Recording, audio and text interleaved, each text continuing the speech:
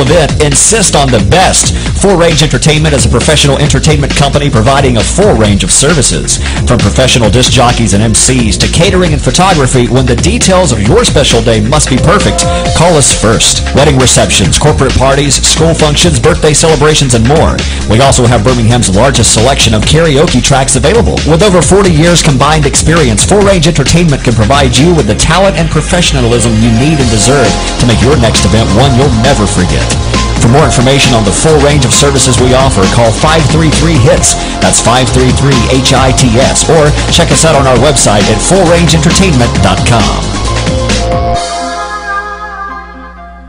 This is Dale the Demon Torborg. My name is Bryce Rensburg. I'm the Chikara Senior Official. This is April Hunter from aprilhunter.com. I'm Bobby Ches, a three-time world champion, Showtime expert analyst. It's Coolio with the Flow, a.k.a. the Ghetto Gourmet.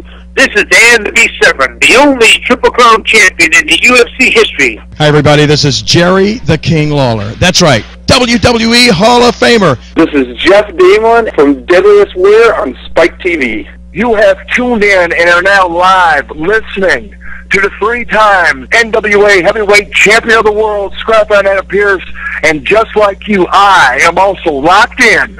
And brother, we are beyond ringside. 10, 9, 8, 7, 6, 5, 4, 3, 2, 1, lift off.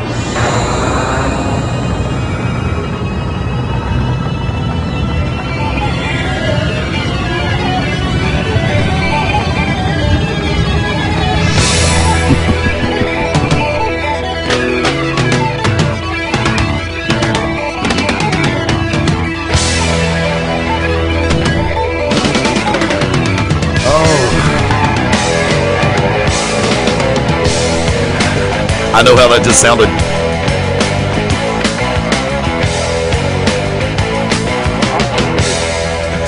Want to say greetings, good evening, how you doing? Welcome into Beyond Ringside Sunday Night Edition, going at 27 till the top of the hour, live on a Sunday night. Yours truly, Fast Eddie Lane behind the control panel in the vault in the Full Range Entertainment Control Center. Welcoming in tag team partner Mark Mabo Bowman. Mabo, what's up, buddy? Look, I know there's nobody over there in the studio with you, and you're just like talking and laughing, so one of two things: either the medication is kicked in, or you're looking at your wiener. The medication kicked in. Okay. There's some things I don't do on Sunday, but unfortunately, one of them is not eat. Figure that one out. We'll work on that one later. Been a great week right off the bat. Phone lines are open for the first little while. 205-316-9900. Yours truly and Mabo going to be taking it for the first while. And Wicked Nemesis on assignment right now. Actually, he's having dinner with family. And everybody who knows me knows the fact that family does come first. I got a text from tag team partner Brooks Logan a few minutes ago.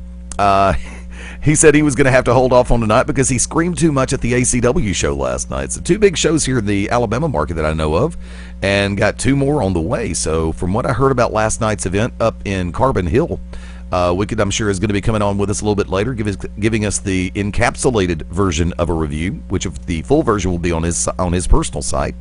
And yours truly was out at the Global Championship Wrestling show last night. Great crowd, rocking from start to finish for the first official show of 2012. And it's just been a great weekend. I've been getting field reports in from a couple of shows around the area, and it looks like everybody had a lot of people had a lot of fun at a lot of great shows all the way across the country and in different parts of the world as well. We're going to try to rebuild the calendar here on Beyond Ringside, and one of the features that we are going to put back in place, hopefully as soon as possible, I'm probably going to be readjusting my Shoot Live schedule to where I will have a little bit more time to devote full time to the show. Got a message from the 3-time NWA World Women's Champion Tasha Simone recently, and she's got some huge events coming up, and we might just sneak her in before the day is over with.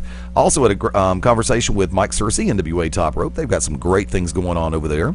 Mabo, how's life in your world? Well, yeah, first of all, if we're going to get anything encapsulated from Wicked Nemesis, I doubt it'll be any kind of report. It'll probably be a pharmaceutical. But yeah, everything's going on. I mean, dude, there's a lot of stories dropping left and right, you know, in our world of, you know, the MMA, the pro wrestling, and that other thing. What's that other thing we covered? Life, general, comic books. Because that boxing thing, I don't think we've touched that. That thing hadn't been touched since, you know, Betty White's vagina's been touched back in the early 80s. I don't know if it's been that long, but I ain't there, and I don't know, and I don't care. Not my business. Word.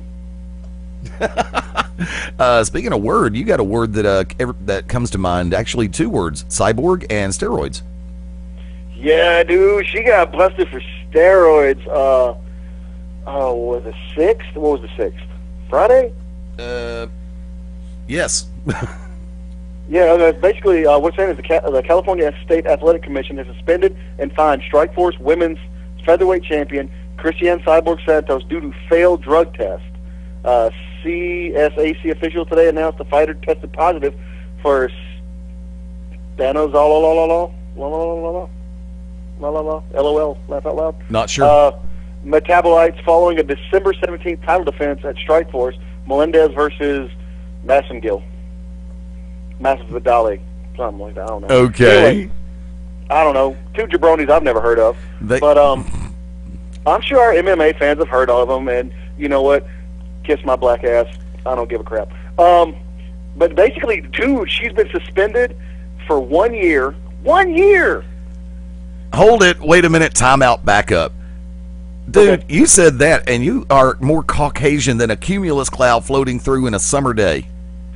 Shoot, I might be, but my heart is as black as night, son. It's black as night, and my soul is darker than Manute Bol. God rest his soul. Enough, Dr. Seuss. Back onto the story. But she's been suspended for 1 year and fined, really, just $2,500? Probably. What? But yeah, suspended for 1 year, dude. Now, I mean, does that mean like she can't fight in California, or is that like anywheres? I think it may be a U.S. ban from the organization. So no Strikeforce at all? Apparently not. I wonder if she can go over to Japan somewhere. It is entirely possible because not every country recognizes our bans as far as federations and organizations go. Yeah, that's why you can go up to like Canada or some other place, and what we consider, I guess, illegal substances, they don't. Okay. I mean, that's just the take that I've gotten. I've never really. I mean, come on, do I look like do I even know what a steroid is? Look at me, seriously. No. But with that in play, though, you got to think about how long has she been doing them, and you got to put back to all the fights. I mean, I remember that big one that she had with the hot chick. What is it, Gina Carano? Correct. Yeah, I mean, you got to really question that. I mean, she beat her for the title, didn't she? No.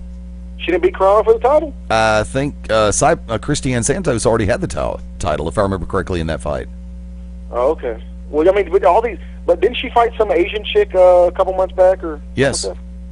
Yeah, and everybody was like, oh, Santos is going to get whooped, and she's the one that turned around and did the whooping. So you got to think, does this come into play? I mean, now you got to start questioning all the stuff that she's won. I mean, she has a 10-1 MMA record, and I guess SF stands for shoot fighting. A 3-0 shoot fight.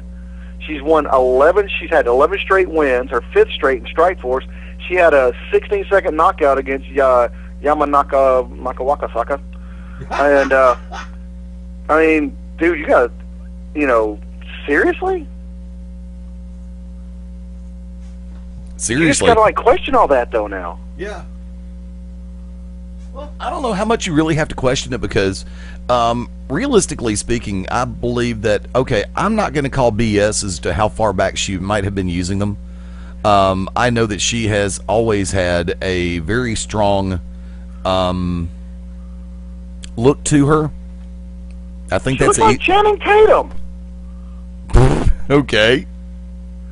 She is Duke from the G.I. Joe movie. Sorry, go ahead. Okay. No, but it's just really kind of hard to say. I mean, there's been a lot of speculation, but remember, they test before every fight within a 30-60 window. And it says right here, it says Santos's provision of a urine sample was observed by a CSAC representative on the night of the fight. Right. And the sample was sent to the World Anti-Doping Agency at UCLA. Right. It says Santos does have the right to appeal the suspension of her license, though. Yeah. Oh, you always have the right to appeal. Yeah, but I mean, see, that's what I don't understand. I don't get this. She was doped up. She beat the snot out of this poor little Japanese chick, I think. beat her in like 16 seconds or something like that. Anyway, did this, and then now they're going to be like, oh, well, yeah, she was on steroids. Well, but do you know how much they're saying that she earned for that December 17th fight that she got busted on? What's that? It took them this long? Well, I guess it's really not even a month. Sorry. When we go from December to January, I think it's much longer. But do you know how much she earned for that fight? How much? $66,000. That's about right. So that $2,500 is a drop in the pocket of that. You know what I'm saying? Right. But I mean, what does this mean? What does this mean? Your personal opinion, because obviously Brooks is not going to be here, and I'm sure Wicked will give us his opinion ad nauseum when he gets here. But what does this mean now that she's got busted, the top woman? I would say, would you say the world in MMA? I'd go there. Okay, we'll put a tiny asterisk by it, well, tiny one, because we don't know everybody. But the top woman in mixed martial arts and shoot fighting has now been busted for steroids. Yeah. What does that say about that side of the sport, that little niche of the sport? Well, I don't know what. It's not necessarily a reflection on the sport, and this is something that everybody jumps on, especially Major League Baseball in the 90s. Not everybody was doping. Not everybody was using anabolic steroids. Not everybody uses human growth hormone, Kurt Angle. And the fact of the matter, yeah, really, you can't pin an entire industry. Now, the entire industry, everybody in the industry can be pissed because you got caught, and even more so that you did them to begin with. Because in all reality, I'm going to go ahead and say it like this, and based on this is just personal opinion. I feel like Sylvester the Cat. Personal opinion. And I would say for every one that does, you have 100 that don't. I would say you'd have 1,000 that don't. More than likely. More than likely. Everybody's trying to be as as clean as they can now. Yeah. But, I mean, and it's even funnier in the world of bodybuilding because you have a number of people. Put it this way, it's gotten to the point in bodybuilding where I guess the masking techniques have gotten so good that they're trying to figure out new ways to catch it every day. But you have a division in bodybuilding where it's called the natural division.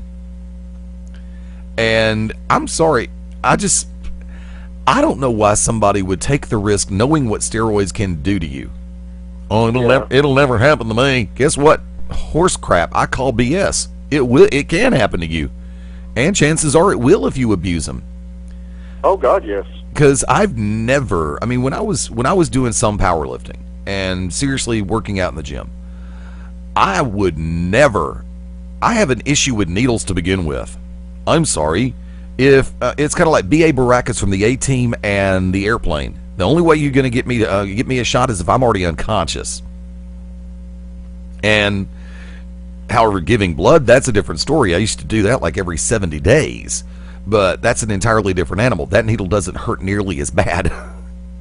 But I don't see how people can put their bodies through that. Because remember, and this is one that hits, because it's one of my favorite tag teams of all time. A lot of people blame the death of Michael Hegstrom, Road Warrior Hawk, on complications from anabolic steroids. Well, I can roll one back. Roll one back to you. Great, very great tag team. Not just in my opinion, a lot of people's opinion. Probably due to steroids, and I think it was even in his book, the British Bulldogs. Yeah. Dynamite Kid. He's in a wheelchair because of them. Yep. I mean, I'm not saying that death is a fortunate and easy way out, but David Boy Smith, at least he passed on. Dynamite Kid's and he's wheelchair bound, and he has to live with the decisions that he made as far as the steroids and the abuse. Yeah, and go from there. I think it was NFL great Lyle Alzado who had complications from steroid use. I think he was the poster child for don't do this crap for a while. I believe I remember that when I was a little younger, yeah. Yeah. So, I mean, and this is we're not preaching, by the way. We don't do that crap here. But the thing about it is we just try to open your eyes to the obvious.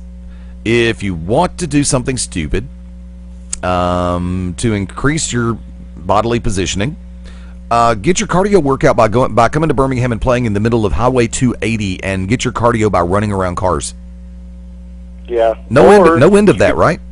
Oh, trust me, I got to do it every day. What are you talking about? And I'm driving the car. I'm not even. It's running along them. Yeah. So, but yeah, dude. I mean, it's just I just gotta me just being an outside casual fan of MMA. Not just women's MMA, but MMA in general. Just now with me as a casual fan, I just gotta look at it and be like, question it. So. Yep. But there's one thing I can't question. And I really wish we had Wicked Nemesis here, because I want his opinion, because this is, I would definitely love to hear him expound on this. There's one thing we can't question. How awesome was Y2J's jacket Monday night on Raw? I got evil looks from my roommates when I made the statement. I would so wear that. Wear that nothing, dude. I would have it surgically applied to my body. That's going a little bit far, because notice one side of the LED panel went out, so guess what? You'd short-circuit your ass. Nah, I would improve it. But what do you think? I mean, okay, there wasn't no big surprise when he got busted Monday morning at a Nashville airport. Yeah. By a fan. Did you see the picture? No. And he tried to play it off. He was all like, "Oh, that must be photoshopped or cloned and blah blah blah." All you had to do is say we're coming into town to record new tracks for a new album. Well, WWE's idea was, instead of sneaking him in, Memphis or Nashville via a private plane where he could immediately hop in, limo and go, he came in public in Nashville, got in the limo, and then went to the show. So wasn't too big a surprise, huh? Funny. Yeah, I mean, it wasn't too big a surprise, especially when you saw the abundance of Y2J signs out in the audience. Yeah, pretty much. But what did you think? I mean, everybody thought he was going to come back face. He even came back just baby face fire, just come on, baby, yeah, and but never actually cut a promo. It went about 2 minutes too long, in my humble opinion.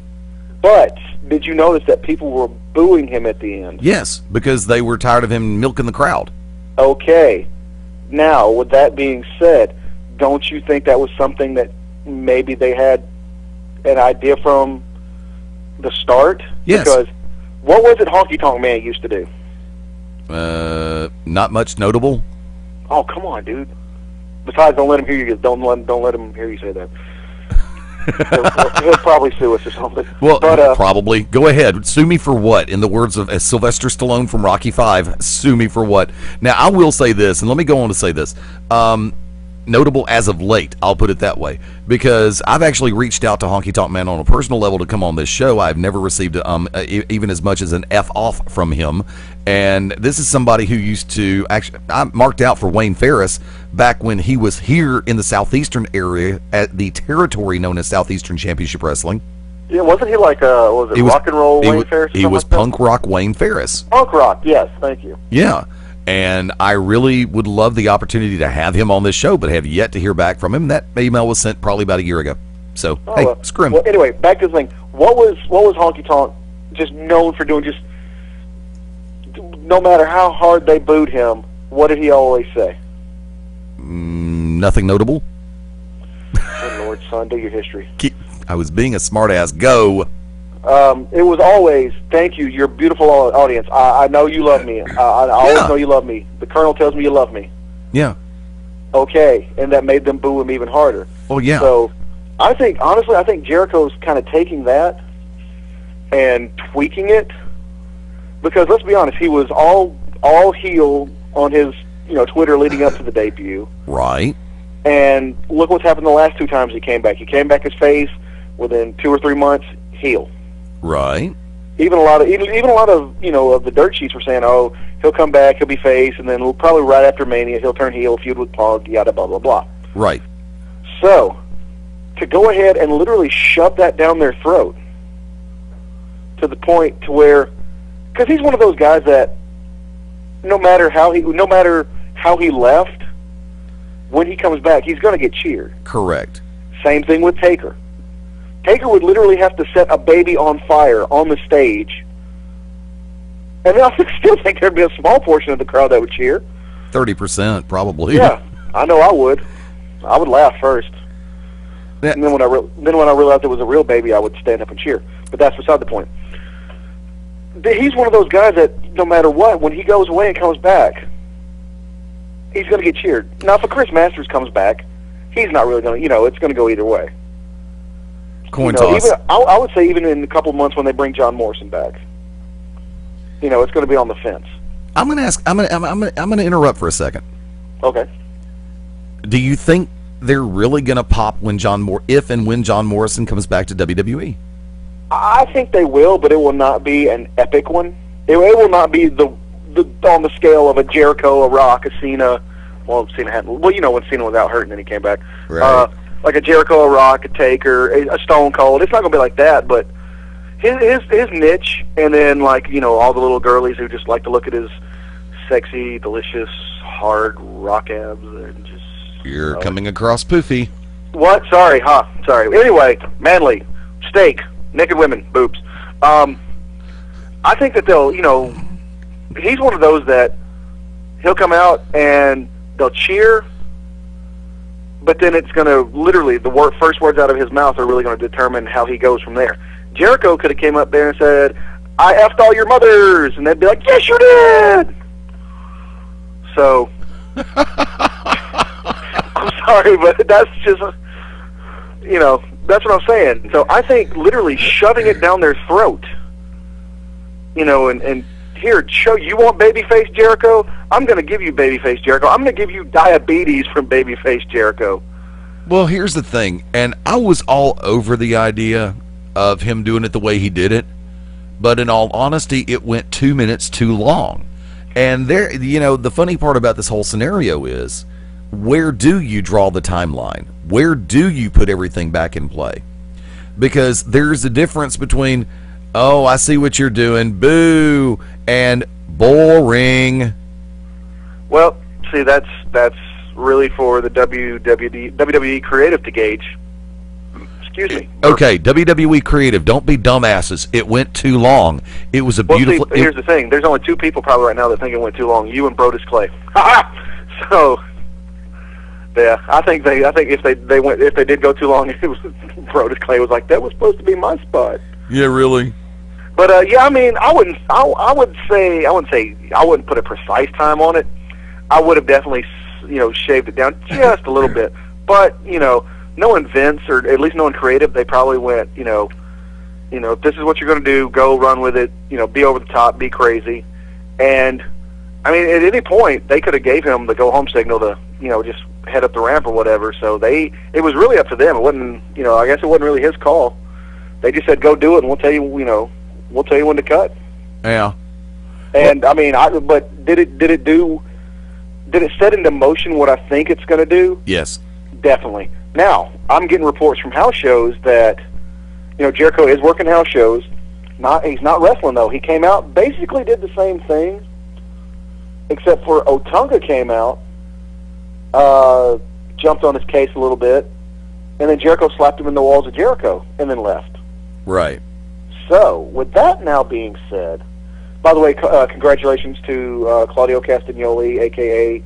Antonio Cesaro. He is on tour with them now, just like Tyler Black was last week, and Seth Rollins. And then John Moxley, Dean Ambrose was a couple weeks ago. So we could definitely see an insurgence of new independent guys coming Nice. In. Good idea. Oh, very much. It's a shame Chris Hero didn't get there, though. But he did come back at Final Battle a couple weeks ago. Anyway, so with that being said, though, what do you think? How do you think they're going to play that now? I mean, because house shows are always more fun. Well, they're always proving. Well, definitely they're always more fun, but they're also the proving grounds for what makes it on the air and what doesn't make it on the air. Right. I mean, the Birmingham market is notorious for getting more house shows than anything. Yeah. And I can remember seeing, this, and this happen at a house show. A month later, biggity bam. Yeah. Heck, I remember seeing Kurt Angle work Sean Stasiak at a house show one time. It's funny. Matter of fact, I was having a conversation with one of my roommates the other day about a show that took place down at Montgomery, and the show the SmackDown show that we went and caught down that way, and it was Randy Orton before he made television. Really now? Yeah, that was the show where Jericho was working heel, Triple H was face, and I can remember this. I don't have the ticket stub in front of me, so I can't say the exact date. But the main event was Triple H Jericho, and there was this. Was this Birmingham? No, it's Montgomery. I just said that. Oh, sorry. I got a new portable phone and it clicked. Oh, okay. But speaking of, we'll tell you what. Perfect freaking timing. Yes. Do me a favor, hang tight for a second, Wick. Folks, we're going to go to the top of the hour, break a minute. Matter of fact, no. We got about 4 minutes before top of the hour. First off, Wicked Nemesis, welcome in. Good to have you on board. Hey, how's everyone doing tonight? Thanks for listening. Peaceful night in paradise so far, and enjoying every minute of it. Trust. I've read some of the field reports that came in. I trust you had. Like I said, we got 3 minutes to work with. Trust you had a good time last night up in Carbon Hill. Oh dear God! Left the house at 1:30 yesterday. Got in at 4 o'clock. I should say in the morning. Yeah. I tried to send you a text after I left Palmerdale to see where you're going to be. I figured we might be able to grab some breakfast. Helping break down the ring. That's what we were doing. Okay, then you need to put your foot up Jason Neal's ass, because Jason Neal made a comment on his Facebook saying he pretty much took down the ring by himself. Oh yeah, no, yeah, I don't give a shit about. Oops, sorry, I don't care about anybody like that. Me, Damon, Chris Knox, and Spades, Joey Sartain helped him take it down because we couldn't watch him. He started taking it down by himself. Yeah. But that's what happens when you listen to fans, though. That's why I don't listen to fans, because guess what? I don't give a crap about them. Well, I mean, and here's something I want to hit on real quick. You know, I don't care. What? I heard y'all. Yeah, I did get your text. But it was, I didn't actually see it till a little after like 12:30, 1 o'clock. Okay. And we had just finished taking down the ring, and we left Waffle House at 2 o'clock, at 2:52 in the morning in Moody. And I was wondering, you were right down the street from me. Target. Yeah, no. You were right down the street from him, and I would have swung over that way. Dude, 2:52 in the morning, man. $1.60 for a cup of coffee. That's all I had. And I was like, this is outrageous. And that's before tip. I'm gonna go take a crap in your sink. So for those at the Moody Waffle House, you deserve that pipe bomb. Or sink bomb, whatever. Before we go to the break, real quick, how many matches took place last night? 5 matches, and let me tell you something. You talk about a hot crowd, holy crap. Brooks and those guys. The heel section. I can't wait to talk to you guys off air. There's some stuff I can't say, but that is the most fun I've had at a show, even though with all the stresses going on, it was the most fun I've had at a show in some time. So February 4th is the next show, so I'm sure there'll be more stories to come. Sounds like a definite plan. Well, folks, tell you what, we're going to take our quick break. We're going to go to the top of the hour, and we'll be back in 5 minutes right here on Beyond Ringside. Stay tuned.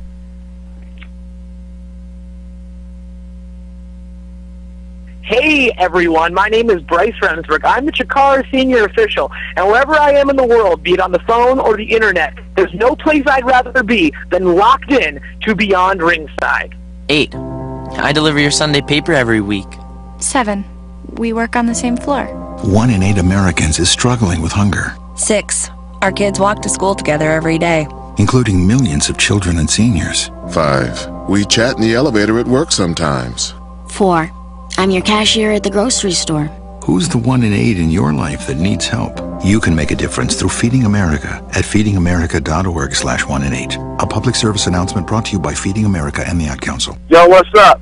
This Coolio with the Flow, a.k.a. the Ghetto Gourmet, and you locked in to Beyond Ringside. Ding, ding. Most days go by without a whole lot of surprises. But what if a disaster strikes without warning? What if life, as you know it, has completely turned on its head?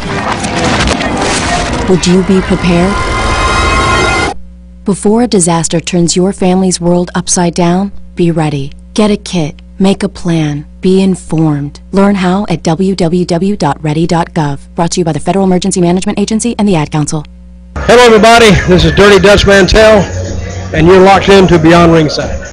The odds of becoming a signed artist and having 3 #1 albums? 1 in 100 million. The odds of going on to win 6 Grammy Awards? 1 in 1.4 million. The odds of this performer having a child diagnosed with autism? 1 in 110. I'm Toni Braxton, And I encourage you to learn the signs of autism at autismspeaks.org. Autism Speaks. It's time to listen. Brought to you by Autism Speaks and the Ad Council. This is Ben Masters locking it down with Beyond Ringside. Don't miss it. Be there. Hi, I'm Ryan Seacrest for RAD. Over 300 people in this country are killed every week by a drunk driver. That's the equivalent of 2 747 plane crashes every single week. And the problem isn't going away unless we all do our part to stop it. So if you see someone who's about to drive after drinking, get the keys. Don't leave it up to anyone else. Friends don't let friends drive drunk. A public service announcement brought to you by RAD, the National Association of Broadcasters, and the Ad Council. This is Bob Allen, co-author of Gordon Soley's Something Left Behind and the Soley Chronicles, and I'm locked into Beyond Ringside. Hi, this is Ozzy Osbourne. For many years, you know I've had a drink problem, and I'm trying to battle that problem every single day. But one thing I don't drive my car when I'm drinking. I get someone to drive me. Do not drink and drive. It's the stupidest thing. If you drink, just don't drive. Not only are you going to hurt yourself, you may hurt some other person, and you wouldn't want that on your conscience, would you? A public service announcement brought to you by the U.S. Department of Transportation, RAD, the National Association of Broadcasters, and the Ad Council. This is Dan the Beast Severn, the only Triple Crown champion in the UFC history, and you're listening to Beyond Ringside. You better pay attention, otherwise I know where you live. Let me try. Okay, just remember what I showed you. Yep, there was a bunny who had one big ear and another big ear. They looped-a-looped, made a bow, and the bunny hopped away. I did it! Oh, good job, kiddo. Now let's tie your other shoe. The smallest moments can have the biggest impact on a child's life. Take time to be a dad today. Learn more at 1-877-4DAD-411 or visit fatherhood.gov. Brought to you by the U.S. Department of Health and Human Services and the Ad Council. When planning your next party or special event, insist on the best. Full Range Entertainment is a professional entertainment company providing a full range of services. From professional disc jockeys and MCs to catering and photography, when the details of your special day must be perfect, call us first. Wedding receptions, corporate parties, school functions, birthday celebrations, and more. We also have Birmingham's largest selection of karaoke tracks available. With over 40 years combined experience, Full Range Entertainment can provide you with the talent and professionalism you need and deserve to make your next event one you'll never forget. For more information on the full range of services we offer, call 533-HITS. That's 533-HITS. Or check us out on our website at fullrangeentertainment.com.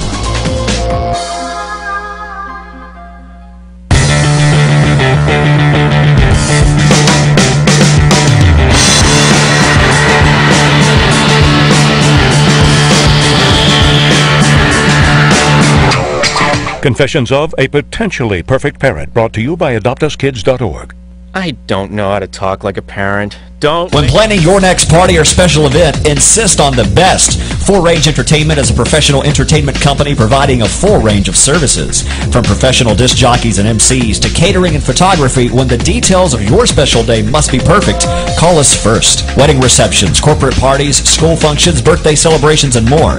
We also have Birmingham's largest selection of karaoke tracks available. With over 40 years combined experience, Full Range Entertainment can provide you with the talent and professionalism you need and deserve to make your next event one you'll never forget. For more information on the full range of services we offer, call 533-HITS. That's 533-HITS. Or check us out on our website at fullrangeentertainment.com. This is Angel Orsini. This is the Human Hand Grenade, Danny Only. This is Dirty Dutch Mantel. This is Liz Savage. This is Vinny O'Brien, 2010 Golden Glove champion. This is Gabe Sapolsky from Dragon Gate USA and Evolve Pro Wrestling. And you're locked into Beyond Ringside.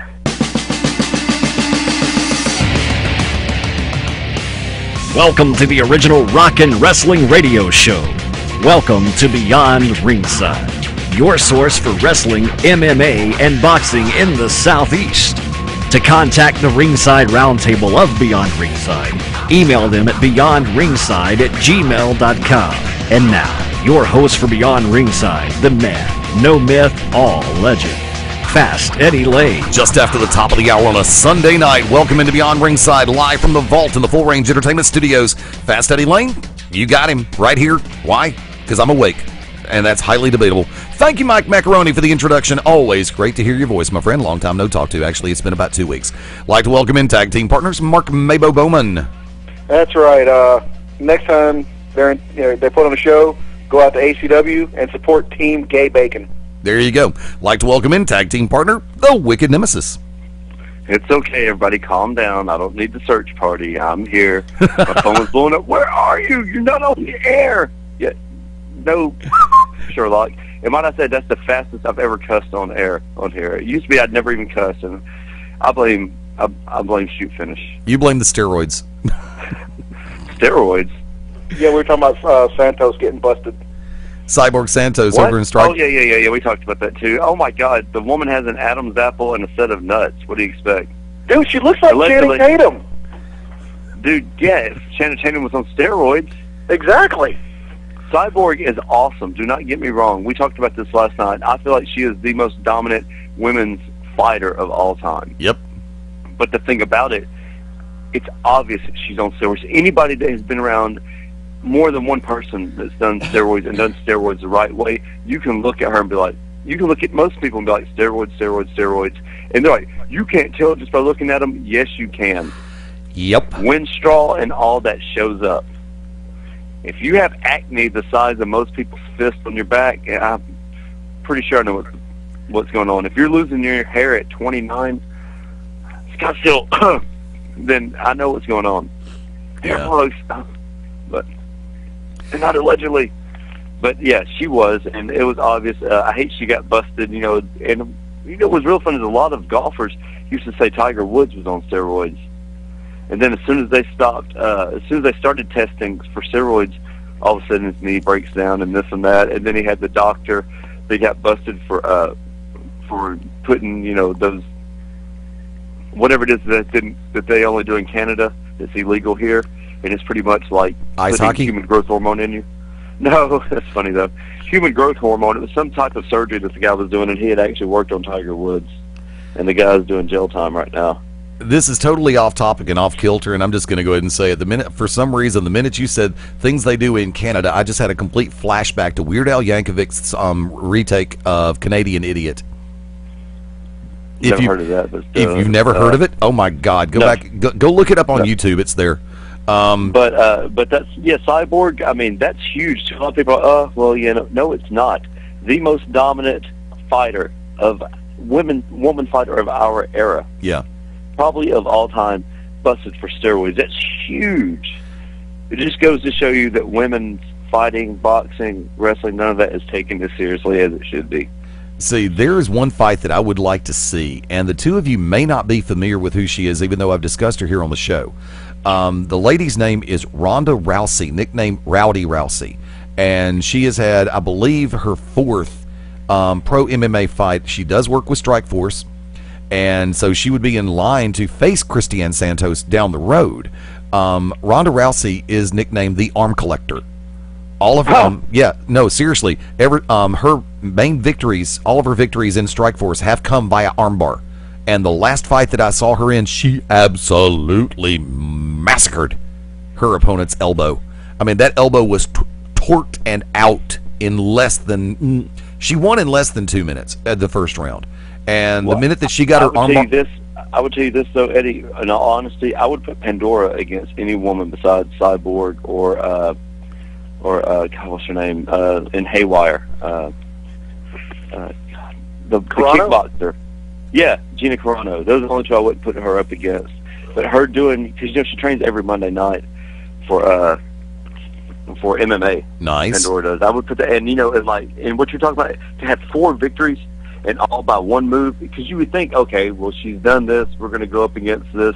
For her to have 4 victories by the same submission, that's saying something. And I do not know her, but I guarantee one thing, after tonight I will. In all honesty, because that's something. I think that especially now doing what I'm doing at ACW, and it's obvious now because of my huge speech that I'm sure God, Satan, Beelzebub, Yahweh, and everybody else heard last night, because I said the F word 1,000 times. Yeah. But, in this business you have to establish your dominance. I don't play. I've said this once before. I don't do what's best for Wicked Nemesis all the time, and my wife hates me for it, and I know that. I don't do what's best for my close friends, and they hate me for it. But they all respect me for what I do. And we talked off air. I said last night that anybody that did not go up to par at the ACW would not be back for the next booking. I do not care. And Eddie made this thing, oh, well, you would not book Slaughter. Yes, I would. And Johnny Slaughter would know exactly why. If he had had an off night last night after what I said, I swear to God, may lightning strike me dead, he would not have been on the February 4th show. There have been clouds outside today, so be careful. And the reason why I say that is very simple, because you know Johnny Slaughter. And folks, for the he's called the Prime Minister of Pain. Thank you, Prime Minister of Pain. Because I was thinking Priest of Pain, but that's Michael Judas. See, I do know my nicknames every once in a while. Of course, I know what everybody calls me too. So, to hell with all of y'all. However, the fact of the matter is, you know Johnny Slaughter. You've worked with Johnny Slaughter on more than one occasion. In the words of Ron White, y'all have met, and you know that everybody can have 2 syllables, 7 letters, a bad night or an off night every once in a while. Maybe their head wasn't in the game. Maybe a rat got to them a little bit early before the show. Maybe a rat was in the Waffle House food. Maybe, I don't know, or $1.79 for a cup of coffee. That could be sticking in his craw. But you know as well as I do that in this business sometimes we can forgive people who are close to us faster than people we don't know. Cronyism is still very much alive and well in mixed martial arts, in professional wrestling, in boxing, in Congress, in porn. It doesn't matter. It does exist. So the reason why I said that is, you know that Johnny Slaughter is a good worker. You know that Johnny Slaughter can have an off night. Granted, it would have been the first night that he would have been working with you in that era. However, I think you would have forgiven him 438 times faster than you would have almost anybody else on that card, except for maybe California Beach Boy or Damon Taz. Oh my God, no, I'm not cool with Scotty White like that, or Scotty Blaze, Scott Fantastic, wherever the heck he's called now. What week is this? The one night that you do not need to have an off night, quote unquote, an off night. First of all, we're all professional wrestlers, professional wrestling managers. That means that you should be prepared enough to not let crap that happens before or during the show affect you. What if he'd have had diarrhea? You're only out there for like 10 or 15 minutes, okay? A lot of people don't have much to do out there. That is true. But your first night in an organization, especially when you're trying to build an organization, right, that's not the time to have an off night. That's why you're considered a professional wrestler. If not, you're considered an outlaw wrestler. And this is the difference. Johnny Slaughter, Damon Taz, these guys, they're not wrestlers, Eddie. And I keep preaching this, and one day one of these days people will understand. There's a difference between wrestlers and workers. Anybody that's trained and done stuff is a wrestler. A worker is somebody that can go and makes other people better, knows his profession, is a true professional, and helps everyone around them.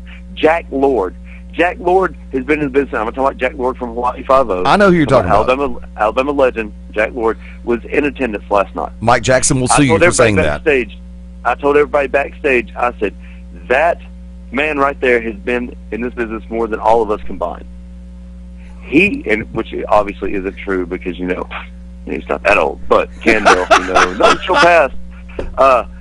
He could help people, and that's what's lacking. I asked Jack, did you see something you could help somebody out with?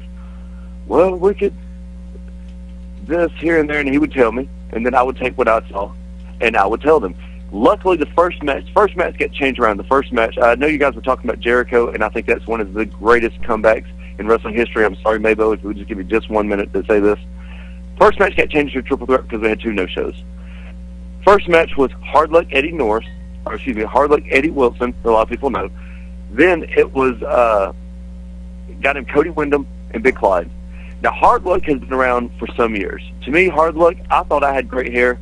Hard Luck, every time I see him, has the greatest hair I've ever seen. He has the greatest mullet I've ever seen. When they make a Joe Dirt Part 2, Hard Luck will be the stunt double. I can feel it. Hard Luck went out, and you can see it. And a lot of people don't notice it. To the casual wrestler, you won't see it. To the casual fan, you won't see it. But to a worker, you will see how this man took certain spots because Clyde was sick. And when he was sick, you would see him, he would kind of fade out. Hard Luck took it upon himself to go out and make sure that match didn't fall. Why? Because it was the first night in a big night, and it was his first night in the organization. He wasn't even scheduled to be there. Hard Luck showed up just in case we needed him. Guess who will have a spot February 4th on the show? Hard Luck will have a spot on that show because he proved that if you need somebody, a young guy, somebody that just needs a little something to go, you can put him with Hard Luck and you can trust him. I told Hard Luck and I told Pretty Boy. And California Beach Boy, who is Scotty Blaze, Scott Fantastic, Scott White, whatever he goes by, he did not want to be called that. So that's why I cannot believe that was on the poster. But yeah, I told them what I wanted, and that was it. See, they're in I told them what I wanted, and I trusted them. You have to have trust. You have to have trust in this business as a booker or promoter. But you have to listen to the right people. If you listen to everybody, you'll be dyslexic. Turd burger. You'll be dyslexic as hell. hell.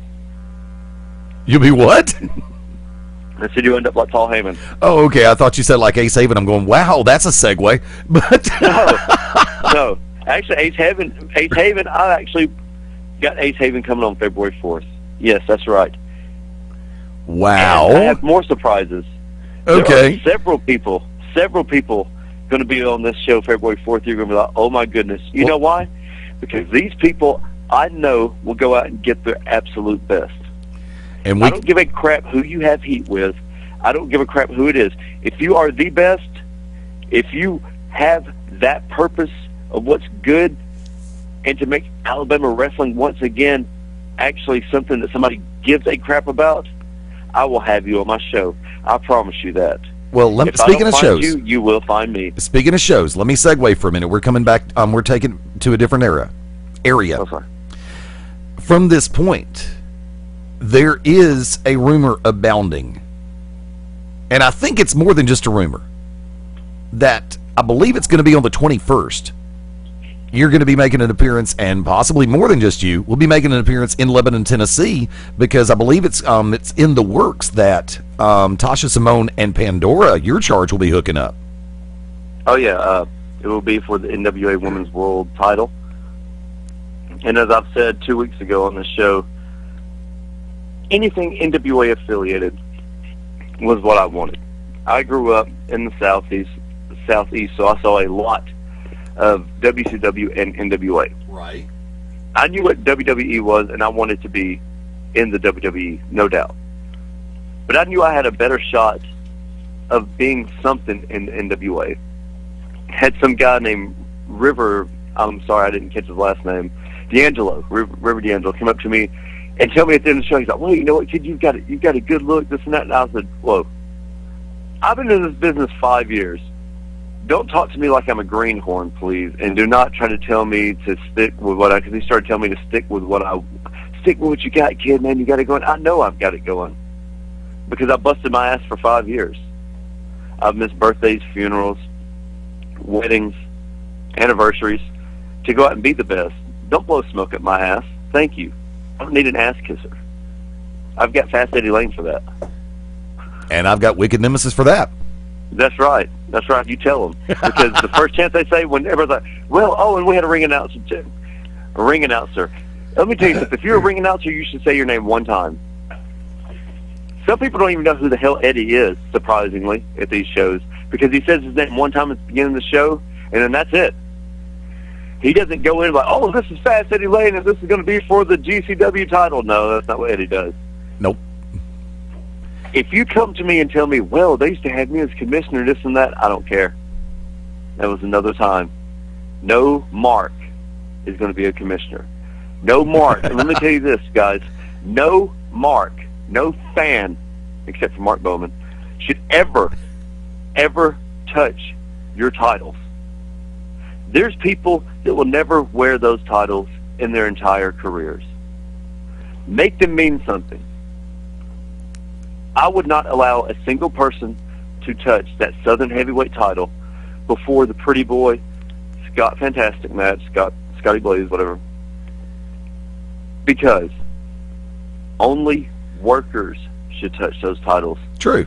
The wrestlers that had put themselves in the position to wear those titles, the wrestlers that had put themselves and the workers that know what it's about are the only ones that should touch the titles. Nobody should take those titles to the ring, even if they're vacated. I walked those titles to myself to the ring and handed them before the title. And I was glad to see that Pretty Boy Floyd won that title with a bottom rope broken. That's right. As in shows that we've all seen before, the bottom rope broke during the main event. Yeah. And I talked to Yoshiro in his Japanese dialect because, as you all know, we tried to have the Japanese national anthem, and only Brooks and his patriotic crew would sing with us. Everybody else wanted to boo and chant USA, which is disgraceful. I think it was one of the worst things that happened since 9/11 to this country, and it was horrible. It was disgraceful, and he told me that ring's going to break. Now, hold on. Let me jump in because speaking of titles, I'm going to pull a hard segue because a lot of people don't know the fact that TNA Wrestling does have a pay-per-view that starts in 38 minutes. And yeah, Total Nonstop Action Wrestling, also called Impact Wrestling. They have a little show on Thursday night, Spike TV. I think we might have heard of it. It's called Impact. But speaking Eddie, of... why, but look, you're talking about it. Nobody knows the name of the pay-per-view. As you guys were talking before I come on and took over the show, Leviticus. You and maybe we're talking about Jericho. All everybody's talked about this week is Jericho. Nobody even knows that there is. I did not know there was a pay-per-view until right now. You're kidding me, right? And I'm sorry to say that. No, sir, I'm sorry to say that. I'm sorry with all the stuff going on with ACW and the stuff with Wicked Nemesis, and all anybody's want to talk about was Jericho because there's people that still couldn't get over it. And here you are. It's like you said, 36 minutes or so before pay-per-view. Right. I don't even know what the pay-per-view is. I don't know who's wrestling who. I don't know what titles are being defended. That's horrible. That is absolutely horrible. It is partly my fault, but it's mostly Spike's fault. Jericho was the only thing that anybody cared about this week. Actually, I got to argue that one because I was pretty happy about the factor of Booker T and Cody Rhodes having the Intercontinental title match on Friday Night SmackDown. Both guys gave a great accounting for themselves all over again. Booker T showed why he is one of the true veterans and superstars in this business. And then the little gimmick that they allowed him to have after the match, selling the dejection like he let everybody down by not winning the title. I thought that was a beautiful moment. And it gives everybody a chance to really see exactly where their character is. It also gives WWE Creative a chance to see where his character is. So the crossroads is in place, to use the expression. Does Booker T go ahead and just powder out? Does he go ahead and move back behind the microphone? Are they going to let it drop there now that Cody's 2 wins to 1 in front of Booker? Or do they go best 3 out of 5? Let's go around. Mark Bowman, your take on that. I don't care. Man of I don't really give a flying fart at this point. So. Okay. Wicked, which way do you think Booker's going to go? I believe that Booker T is actually going to go back to announcing, unfortunately. Once again, an older vet helping a younger up-and-comer, so to speak. So it just, even a great match like that is still overshadowed by Jericho. See, I have to argue because I don't think it was truly overshadowed by Jericho. I think by the time that Friday Night SmackDown rolled around, the roar had been turned into more or less not a whimper, but just not as loud as it was. It was more casual conversation because you've still got a lot of people who don't watch Raw because of everything that has gone on in the last year. It's kind of like, okay, WWE can have 3 great consecutive Monday Night Raws that a lot of people are not going to talk about, but the minute they have one, oh man, they suck. We're not watching this crap again. But they missed the previous 3 weeks. Same thing with Impact. Unfortunately, Impact is in a position, and I draw heat for saying this. I made the comment last week all over again as a reminder to everybody at Impact Wrestling. It's okay to have a babyface as a champion. It's okay to have your top person, your banner carrier in the business, in your company, as a face character. There's nothing wrong with this. Just because you put the gold around their waist doesn't mean you automatically have to turn them heel and put them with the major heel faction. Instead of putting him with a major heel faction, why not just make it a solo person? You don't always have to try to copycat the Four Horsemen or the NWO or any other possible stable or faction in professional wrestling. I mean, there's nothing wrong with having your main champion as a free agent. For as much as Ric Flair was one of the four faces of the Four Horsemen at any particular point in time, there were always times where you always sat back and said, Flair. You didn't always say Horseman. Mabo, I'm drawing you in on this one. Yay, nay, or agree or disagree? Well, I mean, I agree that they should, it's okay to have a face champion, and just turning them every time they pick up the belt and sticking them in Immortal is just pointless. Honestly, I think both factions are now gone. Both, Fortune's definitely gone, especially after those who watched, Impact this week, and because they ain't turned on AJ, and I don't even know if Immortal still exists or not. I mean, in theory, it does, because as long as it does, Bubba Ray has a spot on the roster. Well, I mean, who's in it then? You tell me. You tell me who's in Immortal right now. Eric Bischoff, Bully Ray, and Gunner, and Scott Steiner. Scott Steiner, hadn't seen him other than the thing with Abyss. But where's the group? I mean, where are they at as a physical unit? Have you seen them as a physical unit? You see Flair with Gunner. Yeah. You see, is Angle in Immortal now? Is who? Is Angle in Immortal? Is Robert Roode in Immortal? I don't know. They're hanging around with Bubba. Wicked Nemesis, your take? As I said, unfortunately, I didn't watch Impact. But I want to ask you guys a question. I believe it's okay to have a heel faction.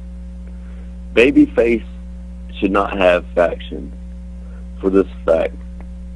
Then every match will end up being a run-in. Right. It's okay to have a strong faction, but you've got to have heels that stand alone by themselves. You've got to have those heels that because then, for one thing, you can take those heels, put them up against a heel in the heel faction, and have a heel on heel match and have it work. Because of course the heel faction member is going to immediately, if it's a good match, and if they know what they're doing, take over and start working really heel, and the other one will naturally fall into a tweener, heelish, baby type role. Do you guys agree that you can have a heel faction and also have heels that stand by themselves, whether it is to use them as a future babyface type or just to do as they please? Mabo, I'll let you go first on this one because I'll answer after the break. Well, I mean, yeah, there's always should be, I definitely agree that there should be heel factions. I mean, it goes back to the basic formula of the Four Horsemen. You always got that strong heel faction that can go out there and just beat the snot out of the baby faces, and, always have a good group on one feud or group on two feud or whatever. But, yeah, there definitely should be strong singular heels as well. I mean, you had the Four Horsemen doing their thing, but then, before Magnum TA's, accident, you had, you could call them a faction. They were more of a tag team, really, but, you had Nikita Koloff being primed and pumped to be a heel, back in the old NWA days. So, I mean, yeah, it definitely pays to have, both, because, that way you don't dilute all your heel heat with just that one faction. Right. You could spread it around to, you don't necessarily have to have face A fighting the entire faction when you can have face B fighting single heel A. It's just, it's all about, spreading the heat around. Exactly. Tell you what, hang tight. Going to the bottom of the hour break. I'll tackle that question when we come back. Stay tuned. This is Kevin Kleinrock, WSX, XPW, and now Viva La Lucha, and you're locked in to Beyond Ringside. Hi, I'm Drew Brees, NFL quarterback for the New Orleans Saints, here with Bugs Bunny to remind you to get moving every day. Because when you get moving an hour a day, you fuel your body and your mind. So what do you like to throw around the football like Drew? Skateboard, ride a bike, or dance in your room. Just move it your way. And be a player. Get up and play an hour a day, Doc. Check out how to be a player at letsmove.gov. Head online to get tips on great ways to get moving every day. At letsmove.gov. A message from the Ad Council and HHS. This is Mad Dog Dan Sawyer. You're listening to Beyond Ringside. Confessions of a Potentially Perfect Parent, brought to you by AdoptUsKids.org. I know more about cooking dinner for a party of 12 than about packing a lunch for a 12-year-old. I know kids like things like fish sticks. Fillets, I get, but sticks? Maybe we can just compromise on mac and cheese. Can you make that with Brie? You don't have to be perfect to be a perfect parent. There are thousands of teens in foster care who would love to put up with you. Call 1-888-200-4005 or visit AdoptUsKids.org for more information. A message from the U.S. Department of Health and Human Services, Adopt Us Kids, and the Ad Council. This is Michael the Godfather Gibbons, and you are listening to Beyond Ringside. Foreclosure is hard on every member of the family, but your family is not alone. If you're struggling with your mortgage, there is help. To learn about the government's Making Home Affordable program, visit makinghomeaffordable.gov or call 1-888-995-HOPE to speak to a HUD-approved housing counselor. It's free of charge. Visit makinghomeaffordable.gov or call 1-888-995-HOPE today. Brought to you by the U.S. Treasury, HUD, NeighborWorks America, and the Ad Council. This is Liz Savage. You can check me out at www.myspace.com/wrestlingdiva, and you're listening to Beyond Ringside. Hi, this is Joe Elliott from Def Leppard for RAD. Planning on going out and having a party? Great, have a lot of fun. But do me a big favour and don't blow it. Always choose a designated driver. Remember, music lives. You should too.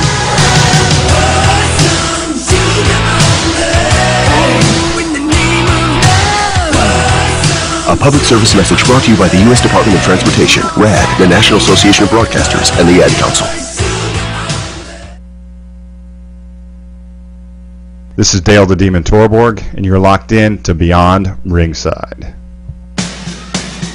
Hello, this is Robin Zander. Hello, this is Rick Nielsen from Cheap Trick for RAD. Some people think it's fun to drive drunk, but that's unacceptable. Be smart. If you drink, don't drive. Think ahead and choose a designated driver. Remember, music lives, and so should you.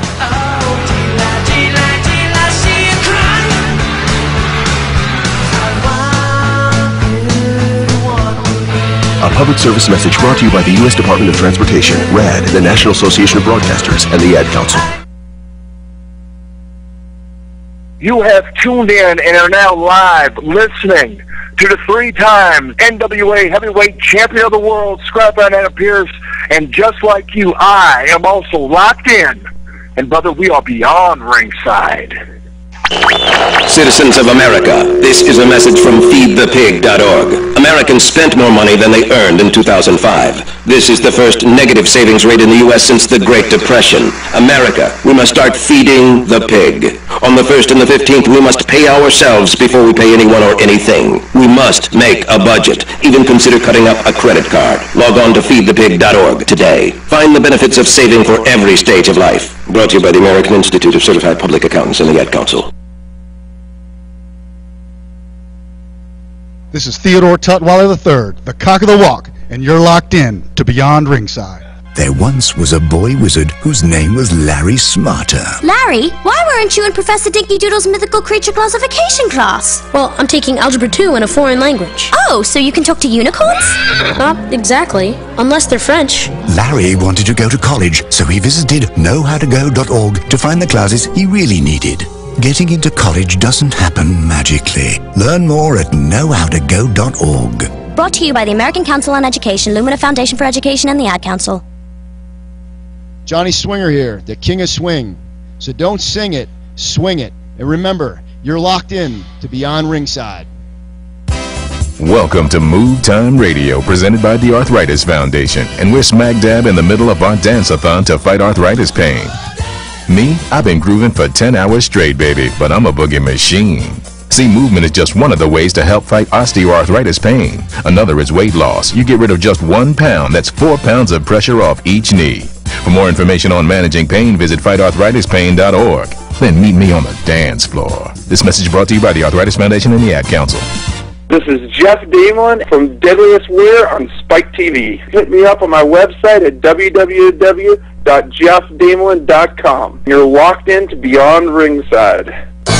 Welcome to the Maya and Miguel Challenge. Meet Maya and the gang. Oh, hi, I'm Maya. Maya and her friends want you to get up and play, because it's always more fun to be active. Let's get started.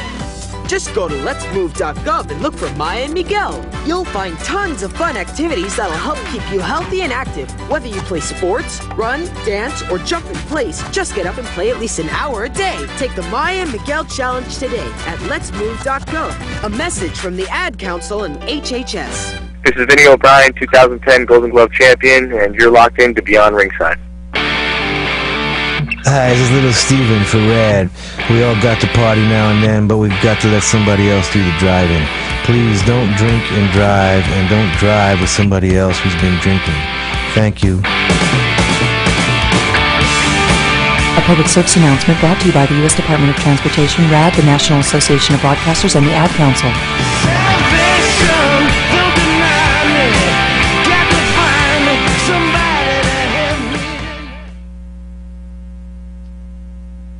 Hello, everybody out there. This is Universal Soldier Phil Shatter, also TNA Gunner. 2 years in the making as NWA National Heavyweight Champion, making my way to the top as #1 in the world. And you are locked in to Beyond Ringside. As an expectant mom, I'm especially at risk for serious flu-related complications. That's why the CDC and American College of Obstetricians and Gynecologists recommend that pregnant women like me get both the H1N1 and seasonal flu vaccines. Vaccination is safe and is the most effective way to protect ourselves and our babies. For more information and to get the facts, go to flu.gov. Together, we can all fight the flu. A message from the U.S. Department of Health and Human Services and the Ad Council. This is Pam Allen, daughter of Gordon Soley, and you are locked in on Beyond Ringside. Hey parents, pick up your kids without embarrassing them with OMGPS.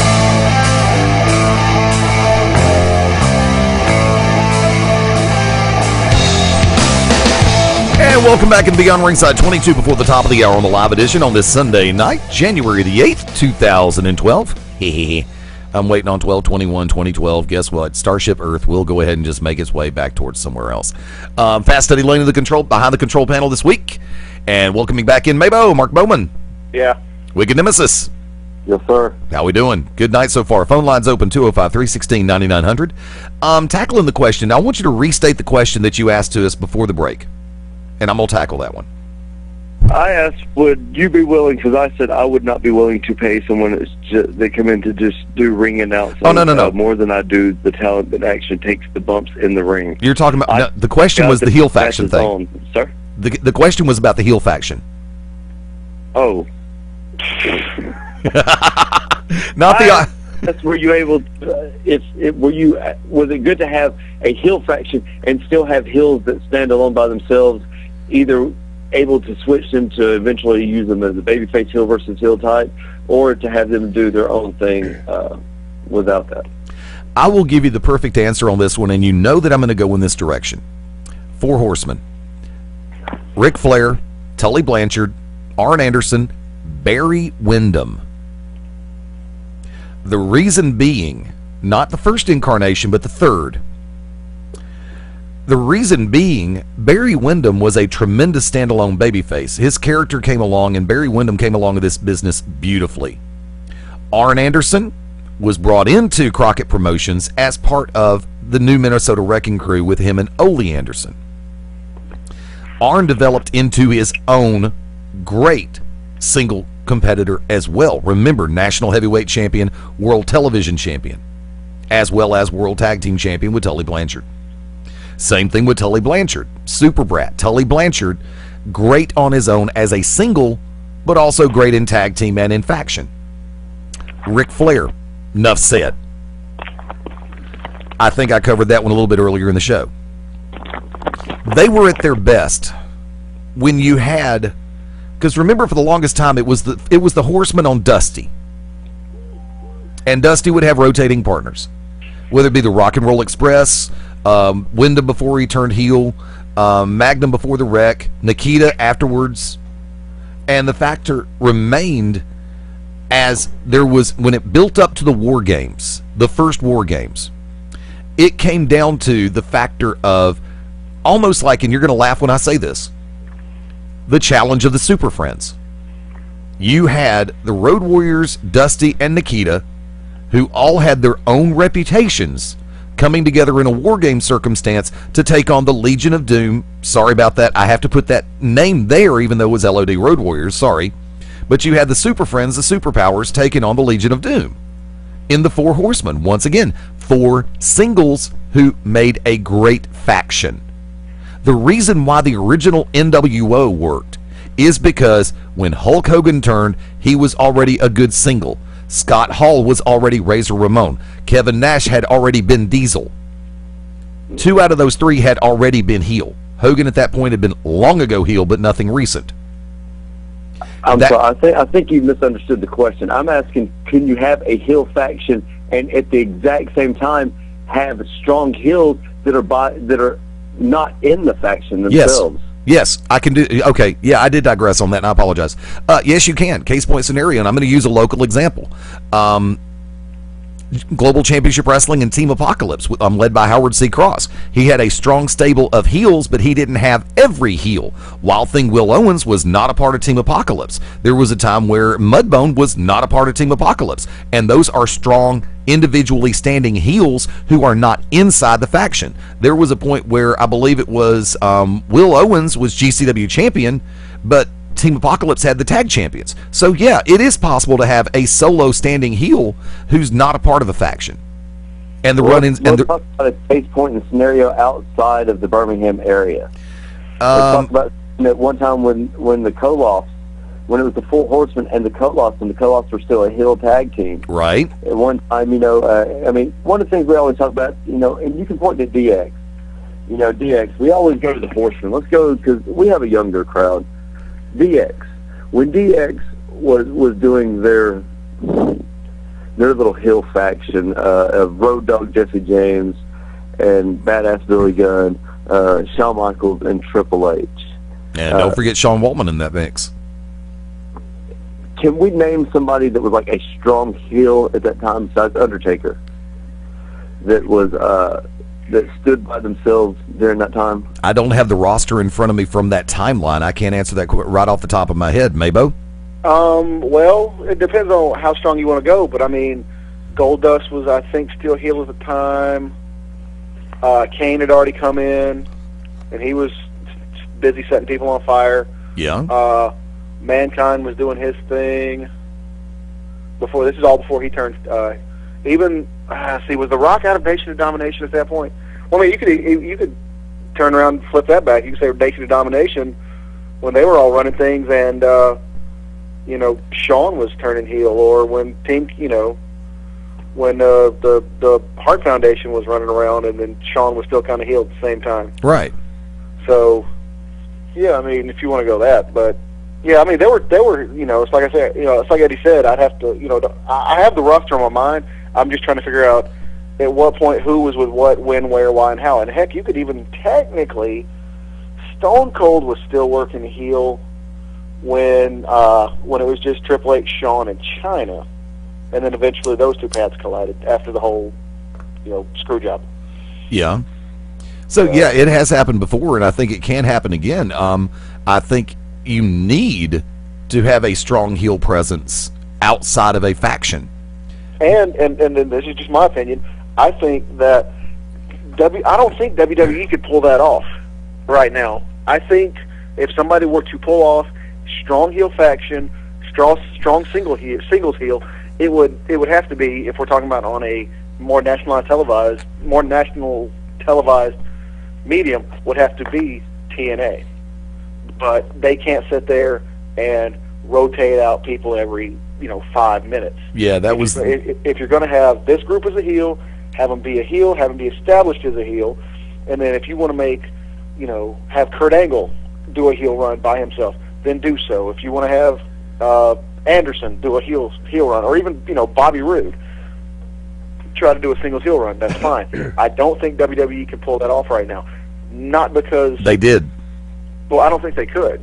They did. Actually, last year. Who? Nexus.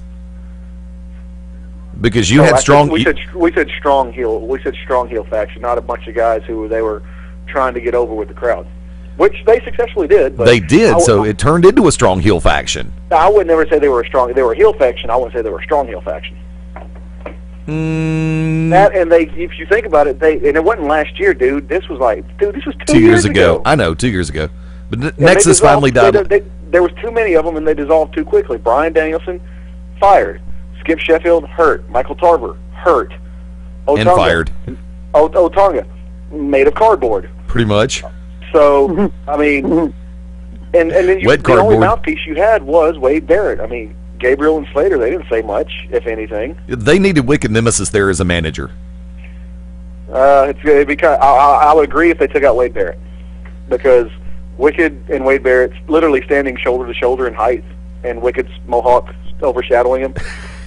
I don't know. And you are right about that. Wade Barrett is a great talker. Wade Barrett is what you want a big man to be. Somebody who can get in there and strike and brawl, has basic wrestling skills, and can talk. The man is a bare knuckles brawler for real, legitimate fighter. Yeah, that's not something WWE thought would be good to slap on a did you know or something like that. Yeah, that is legit. He much like William Regal had a legitimate bare knuckle brawling experience. Right. So now I would book those guys any day over somebody that's going to go out and do 800 power bombs, flip flop, somersault, planches. No. Give me a guy that can go in there and hit, because what you're going to do is when that guy hits you hard one time, the next time he barely connects, you're going to sound like it took your head off. Yeah. Or he's going to take your head off. How many times have you wanted to throw a brick at a TV when that happens, if you see that on a televised event, Wicked? Every time. I wanted to do it last night. I actually almost threw if you can go look at my YouTube, you can see what Johnny Slaughter did when he felt like somebody wasn't selling. Mabo. A steel chair was involved, is all I'm going to say. There you go. Mabo, how many times have you wanted to throw a brick at a TV? Well, I can't afford TVs like apparently you can, so I try to not throw bricks at TVs or anything. I just roll over and go to sleep. Well, I mean, I do get a chance to watch some of the shows at Walmart every once in a while, and I've thrown a brick through a couple up there, but that's a different story. No, it's just, by the way, hold on. Let's go ahead and do let me go ahead and grab this. Where'd I put it? Hold on, let me spin around to monitor 3 real quick. And I'm going to see if I actually can pull this off live, because I think that I did leave the monitor level up. Cool, I'm good. Let's go ahead and do an impromptu predictions round for Genesis real quick. Granted, none of us are going to be able to watch it. Thanks for playing. I'm not spending the money right now, even though I really should, because okay, if they could build up to everything the way they're doing some of these scenarios, I think I would be a lot happier with Impact. But let's run this. A match that should steal the show. Completely and totally steal the show.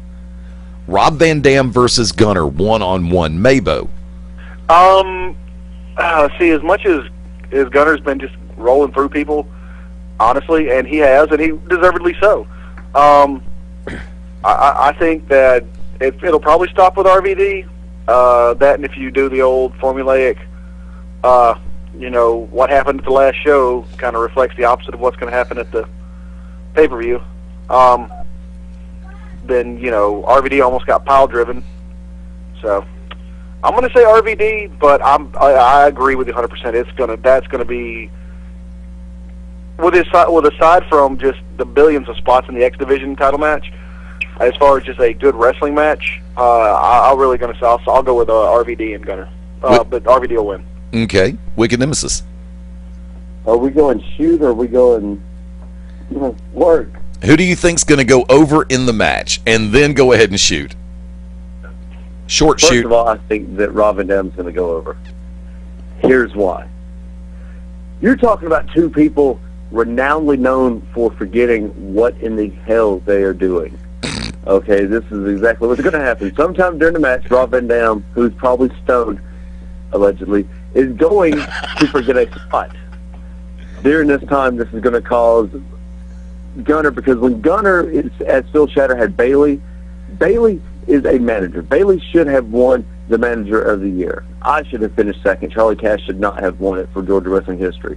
Because Bailey helped you out. He will tell you, I can help you out so much, but Bailey being around so much, his words have a little bit more weight to them.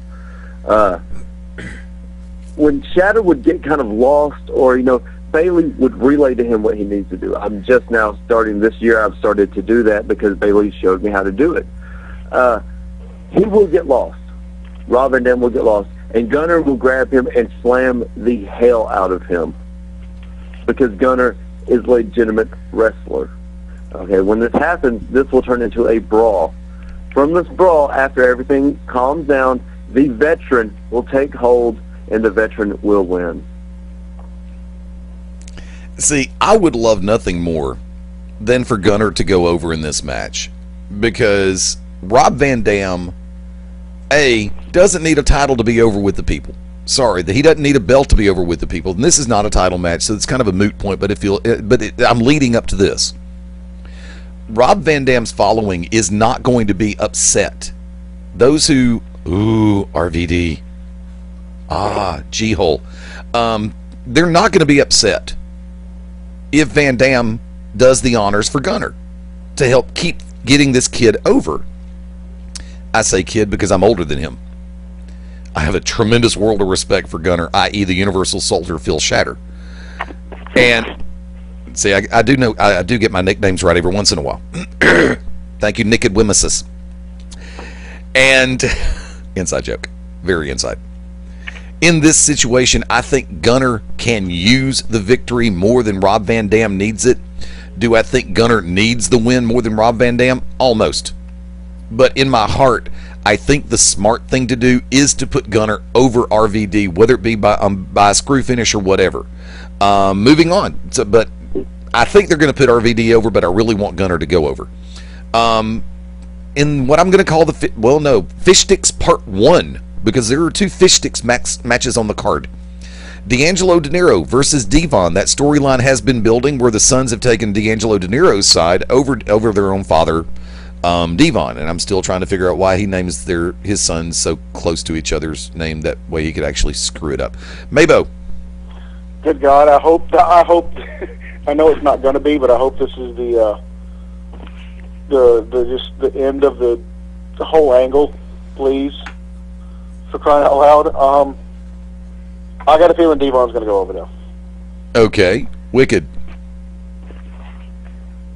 So Devon's children are now with the Street Pope.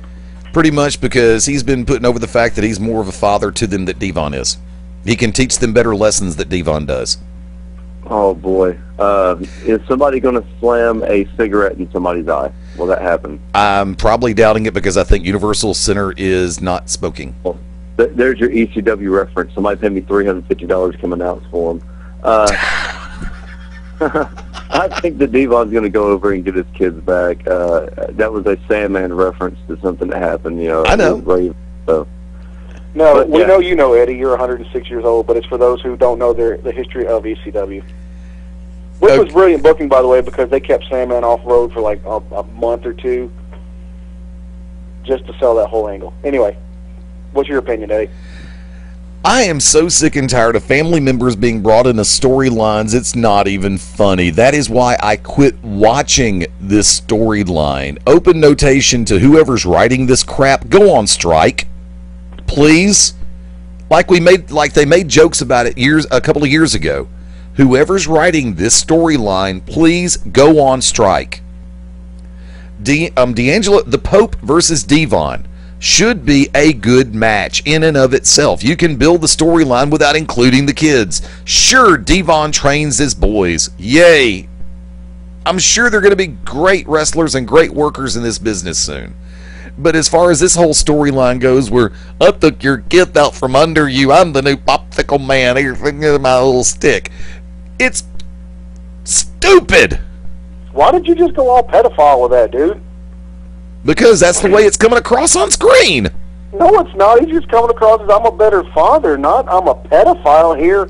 Come on down to my basement and get some popsicles and have some Pop Rocks there. Put in these other candy. What the heck, dude? You're creeping me out. Move on to the next Oh, look match. who's talking, Mr. I'm going to make a homoerotic reference every 5 minutes. Yeah, but I'm not talking about stooping somebody's kids. Move on to the next match. I didn't say stooping the kids. Never mind. You missed part of the point there. I'm sick and tired of family members being brought into storylines. I'm sick and tired of this one. I got sick and tired of Jeff Jarrett's oral relief device being utilized on camera. The one who was also Kurt Angle's previous oral relief device or phallic relief device. I'll be glad when it's over and done with. Please, bye, see ya. Well, I do agree with you on that point, though, that they literally cycle in family issue after family issue after family issue. So it was like Booker T and Sharmell. Love Sharmell to death, but she got over involved and she's not a worker. She might be trained, I don't know, but by the same token, I don't think I just got sick and tired of seeing it. I mean, moving on. Knockouts title match: Gail Kim, Mickie James, Chapter 9. Mabo? Gail Kim, and that's because I've been seeing her booked versus, I think, Velvet Sky on house shows for the women's title. Plus, Velvet has showed up in a TNA exclusive. She showed up, and she's looking for Sting. Somebody's getting their face painted white.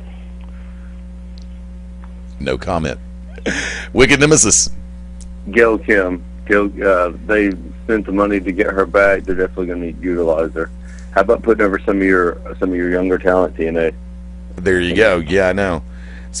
And the only reason why I don't have an issue with the way Gail Kim was brought back in is because of the fact that she's good. She is a great worker. She is a great wrestler. I'm still kind of funky about the fact that she's using Tracy Taylor's finisher. It's funny as hell. Mickie James doesn't need the title to be over with the fans. I've said that before on previous occasions, and it's going to hold true tonight. Gail Kim goes over. Eddie, what finish are you talking about? You talking about the finish where you grab the arm and pull on the chin? And foot to the face, yeah. Yeah, one of the Washington Bullets, I believe Trey actually uses that finish also. There's tons of people that uses that. Chuck Taylor, Chikara, Evolve, yeah. He's been using that for years. He calls it soul food. There you go. But, okay, look, with all due respect to Chuck Taylor, I think Tracy Taylor's a hell of a lot hotter. That's debatable. See? What did I say? 4 minutes, 38 seconds. You're ahead of schedule. X Division. Sorry there, 5'2". Chuck Taylor himself will tell you he's a better-looking person. Yeah, he will. Kind of like Zima Ion would tell everybody nowadays. So, nice segue, Paul Blart. TNA X Division title match: Kid Cash versus Zima Ion versus Jesse Sorensen versus Austin Aries. Mabo, your pick. Who you got? Okay, really? Screw you. I'm taking this over. Eddie, who you got? Thanks a lot. The clock is on. Yeah, we're going to go a little bit over the top. I'm going to punch you in the neck if you don't tell me. Who you got? I want Jesse Sorensen to go over because I think the kid's done everything right so far. Austin Aries is a great champion, and I think even though I really kind of want to see, I don't see future storylines developing if Zima Ion really takes the belt tonight, even though it'd be funny as hell. Kid Cash, same predicament. Jesse Sorensen is the logical choice unless they keep the belt on Aries. But apples to apples, oranges to oranges, and therein lies the funny part. Austin Aries keeps the gold tonight. That's my pick. I'm sticking with it. Mabo, go ahead. Wickle Nimmies, who do you pick? Wick. I'm sorry, what was that? Press the mute button again. Who you picking in the X Division title match? Kid Cash, Zima Ion, Jesse Sorensen, or Austin Aries? Go. Austin Aries is a great heel, and they need to keep the title on him for now. I'm going to agree with you both. Austin Aries will probably keep it. Jesse Sorensen, to me, is just the replacement for Tony Nese from a couple weeks ago. All right, what do we got here? The wait. Match. Mabo, I think Andy would have said it beautifully. Cannon fodder. Pretty much. All right, Monsters Nutsack match. Bully Ray versus Abyss. With Jarmondo. There's got to be Abyss on this for the simple fact that Abyss needs that build back up after they broke him down for the X Division and everything else.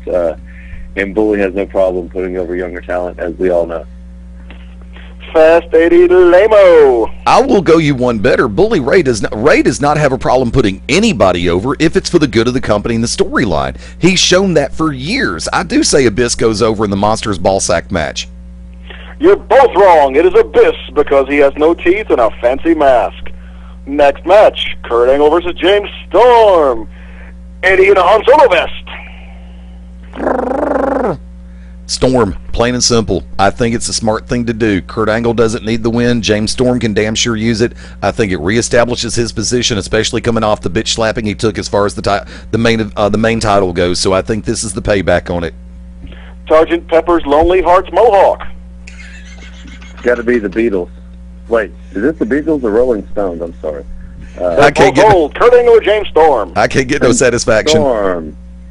Gonna go with James Storm. I'm gonna say we're all wrong. It's gonna be the fans who win. But since they can't get in the ring, I'm gonna say Kurt Angle. Ooh, he's going against it. Because he kicks like a girl but looks sexy in a cowboy hat.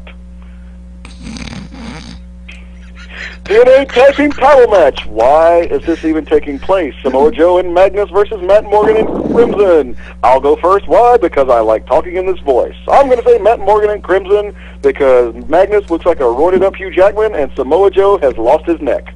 Speaking of no necks, Fast Eddie Lane. Thank you to all of our affiliates who are hanging tough with us through the top of the hour. For those of you who had to leave, I thank you for joining us for Beyond Ringside. We'll see you on the replays.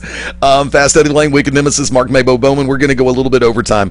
Tag team title match, God help us all. I'm going to go ahead and say Morgan and Crimson, although Joe and Magnus make a really great combination, and I love the friction that's there. You've got two teams with friction, no real reason to be together as a tag team. It's kind of like a swingers foursome, but by the same time, they could trade partners and nobody would give a damn except for them.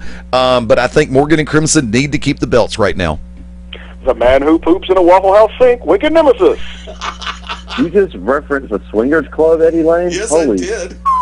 But I think that they're protecting Crimson is the only reason why Crimson goes over. Samoa Joe, once again, whoever's Waffle House bathroom he took a poo-poo in, is it's still there, I guess. Maybe they need to get out the Drano because that guy at one time was one of the best wrestlers in the world, and now you've broken the guy's spirit. Now he can't do anything for WWE because he's tarnished, he's corrupted. It's almost like they pee-peed in his mouth. And finally, for the TNA World Title, the man who chooses Coke over Pepsi, wink wink, Jeff Hardy, versus the champion Bobby Roode. Wait, you didn't give your prediction on the tag title match, Mabo? Yeah, I did. I was the first one. Okay, good. Pay attention. Watch the product. What? Wicked Nemesis, Bobby Roode or Jefferson Davis Hardy? It's going to be Bobby Roode. Bobby Roode's family is disgusted with him and scared and can't believe that he's such a bad god. I'm thinking, wow, you have a baby for a family. I think I even tweeted that. I did see that part. Yeah, if you have a fragile family as he does, you got to be a badass heel. So I'm definitely going to go with Bobby Roode, which I'm glad to see him back as Bobby Roode instead of Robert Roode. Bob Cratchit, also known as Fast Eddie Lane. And my neck still itches from that damn scarf. I can't believe Wicked Nemesis made a reference to a fragile family with Jeff Hardy in the same sentence and did name it in his direction.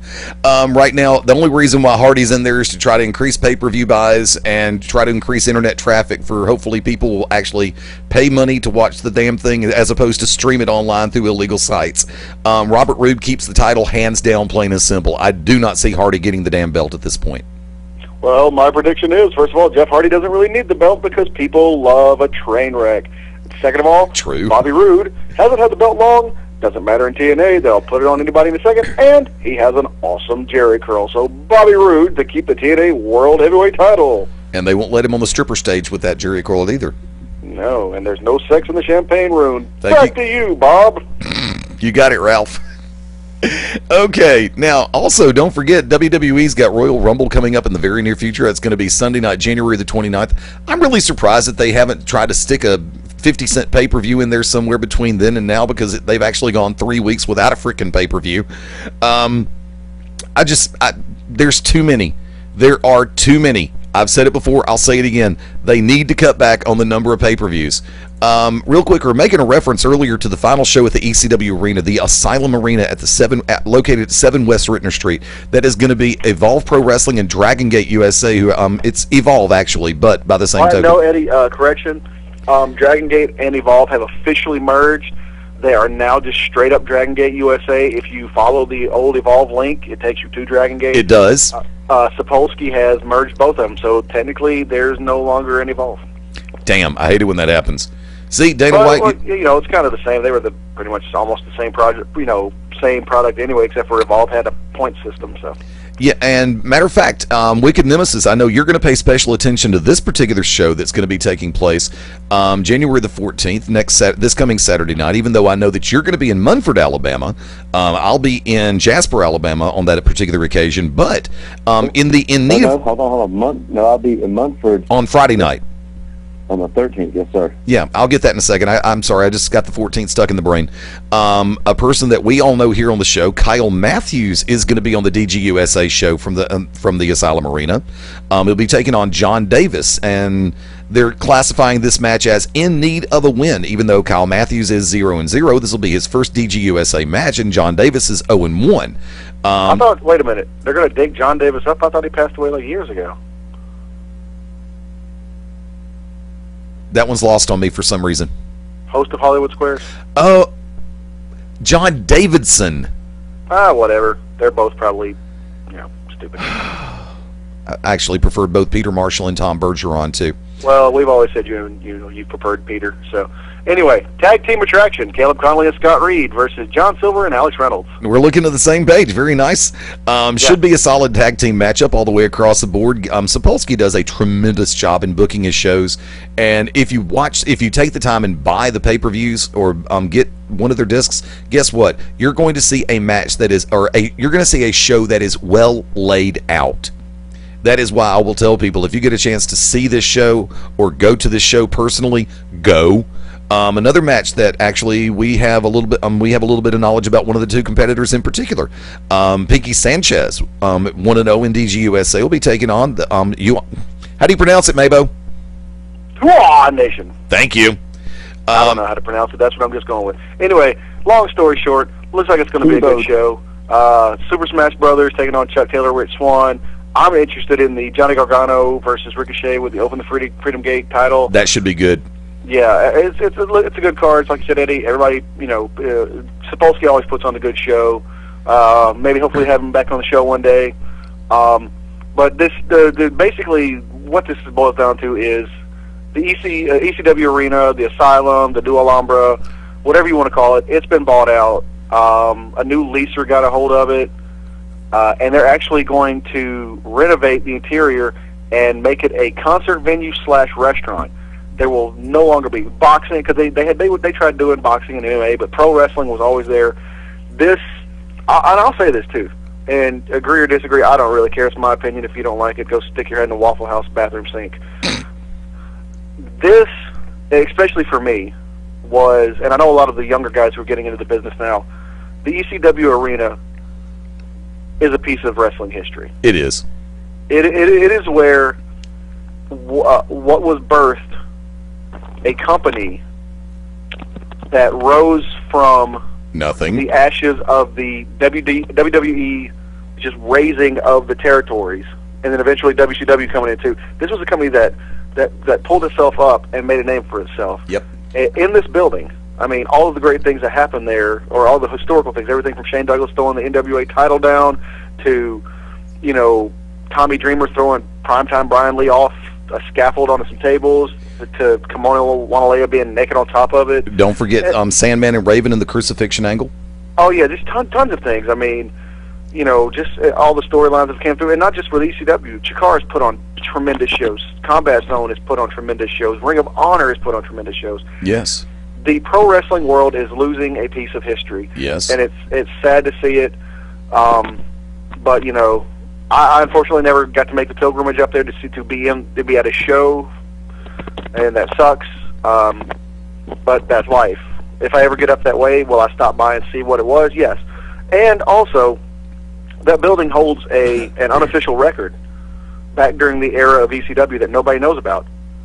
It actually contained more pharmaceuticals than any other hospital ever in the world. Amen. Now, you were making a reference to ECW, and of course you can't. We were talking about this off air. Joey Styles will be there to host a special closing ceremony and also to pay tribute to the arena. And you're right. The 7 West Rittner Street, the building that is there, is a pure piece of wrestling history. It is to 90s wrestling, and I'm going to go back to the territory days on this one. It is to that frame what Boutwell Auditorium was to the southeastern area, because the southeastern territory ran shows in about 8-9 different cities around the southeast, but by the same token, their focal point was always Boutwell Auditorium on a Monday night. I mean, that's where you knew that you had made it in the South, with the exception of Mid-South Coliseum or the Omni in Atlanta, Georgia. But these are 3 totally different promotions. or Memphis Coliseum, same thing. Boutwell Auditorium, to have a packed Boutwell and perform to work in front of that crowd, which was a very rabid crowd, which was a very discerning crowd. The Birmingham crowd for Boutwell Auditorium is probably, I was there, I can say this, is probably just as honest as the Philly crowd was for ECW. If you had a good match, didn't matter. Heel, face, you went over, they let you know it. And we had our share of fans who booed the faces and cheered the heels, just like it's fashionable to do now. We were doing it in the 80s. Same thing with the Omni, same thing, and it's just the tradition. And for those who never got a chance to go to a building, go to this building and catch a show. And don't forget, WXW, Westside Extreme Wrestling, held a show there. So you've got a lot of people who came over from Germany and worked in that arena who can sit back and say, hey, I was there. New Jack is rumored to be there, which, oh God, I hope they paid the insurance. I tell you right now, there's going to be a lot of rats showing up with a lot of paternity tests if New Jack's going to be there. Wicked? I'm sorry. Can you hear me? Yeah, we're good. I just want to say that I'm so glad my mic was on mute. I'm sure people heard half of it. Okay, but nothing take anything away from ECW because Mabo said it exactly right. Yeah, there will be a ton of rats there to be like, oh, this is your baby days. Look, he has your eyes. I'm just going to say one word, Tebow. I hate you right now. And we'll just leave it at that. Okay, I'm going to ask, are they winning or what? You just missed one of the greatest overtime plays in the history of overtime. You know, they started the new rule. It's no longer sudden death. Not needed. Not needed. One play. One play. The Broncos won. You just missed it. No, I didn't miss a damn thing because to me the game that matters is going to be tomorrow night, 7 o'clock Central Standard Time, live from New Orleans, Louisiana. Roll Tide. Well, what do you guys think that Raw is going to do after all this with Jericho? What do you think are their plans now? Because obviously he just went out and maybe I'm sorry I missed what your thoughts were on it earlier, but just told everybody, hey, you know what? This is how a heel works. I thought that was amazing what went down with him and how he totally turned it on and showed everybody that he can still be a heel and that this is what a heel baby face. You want this? Yeah, that baby. Yeah. It was great. That was great. Maybe Tell me a better return than that besides The Rock. I'll give you one. Vince McMahon, wait a minute, had been the long-standing face character for a little while, on Monday Night Raw. Vince McMahon had worked his ass off to get back over as a face. And in the course of less than 5 minutes, Ric Flair walks out onto the staging area for Monday Night Raw. And the next thing you know, Vince McMahon is right back to being a heel. That was just, you could not script anything better than that one moment in time on Monday Night Raw. It's been a few years ago, of course, but I think that they did a phenomenal job with the Jericho gimmick, just like they did a phenomenal job. Flair, McMahon, and McMahon goes back heel in the course of less than 5 minutes. Mabo, your call. Well, no, I have to disagree. I don't really think that was I thought it was a good comeback, but it wasn't, as epic. And I don't really think that, I thought what Jericho did, I think was phenomenal. Like I said, we discussed it earlier. And, I even said it, he sat there and he shoved it, the sacred, sweet babyface fire, just shoved it down everybody's throat to the point to where they were booing. And you know what? I think mission accomplished. Do you think he goes straight into a run with Punk? Because I think that would be a dream match. Chris Jericho. No. They are probably not going to kick that off till around Mania or after. Okay. Punk's still going to have to work. Who's he work? Dolph. Which I think if they drag that up, if they drag the whole Dolph thing They drag it out past what is it usually that's after Rumble? Elimination Chamber. Elimination Chamber. I have to stop you for a second, and y'all are going to hate me for doing this. The evil empire of retail. Target? Target? No, that's Junior. Sorry. You work for him. Everybody calls Wally World the evil empire. I have for centuries.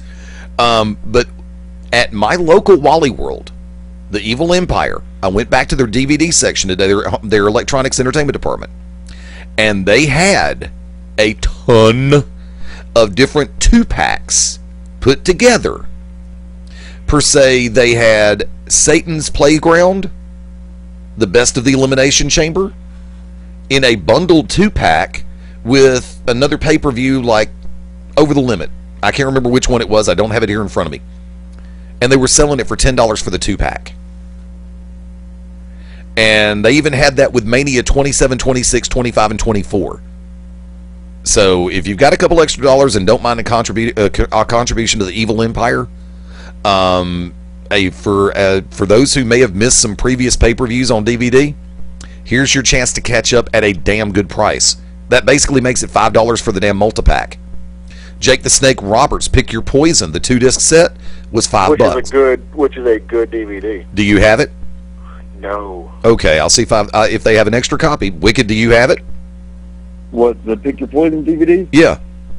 Hell yeah, are you kidding me? One of the greatest kills of all time? Of course I do. I love all the documentary DVDs. I'm not too big on the pay-per-view DVDs, but the DVDs that actually have stories and substance to them. Well, even they even had like the anniversary 3 DVD set of Raw in a bundle pack for $10 with another DVD, and it was a WWE DVD.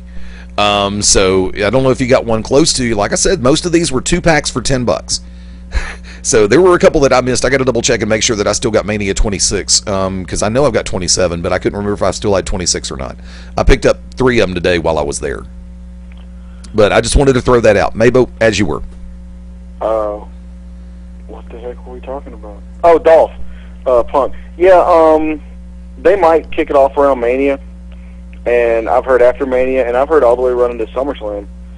So, you know, I don't know, but I would definitely like to see Dolph get, not necessarily win the title, but definitely get his time to shine against Punk.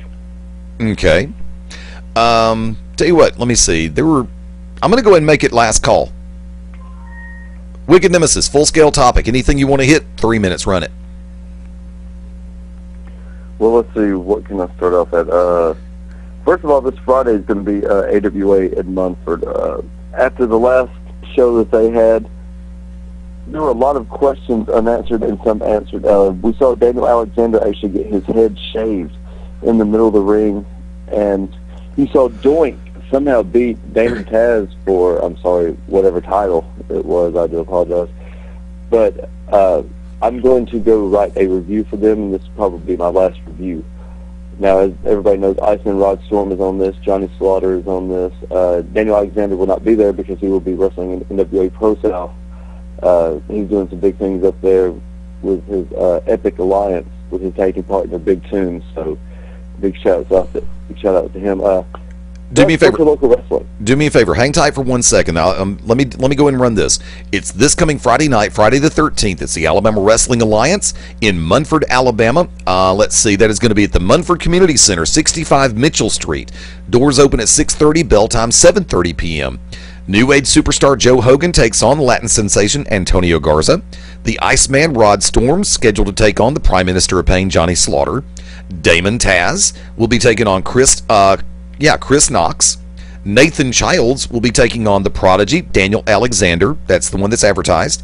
And Doink the Clown will be taking on Joey Sartain. Tickets are $7 for adults, $5 for kids.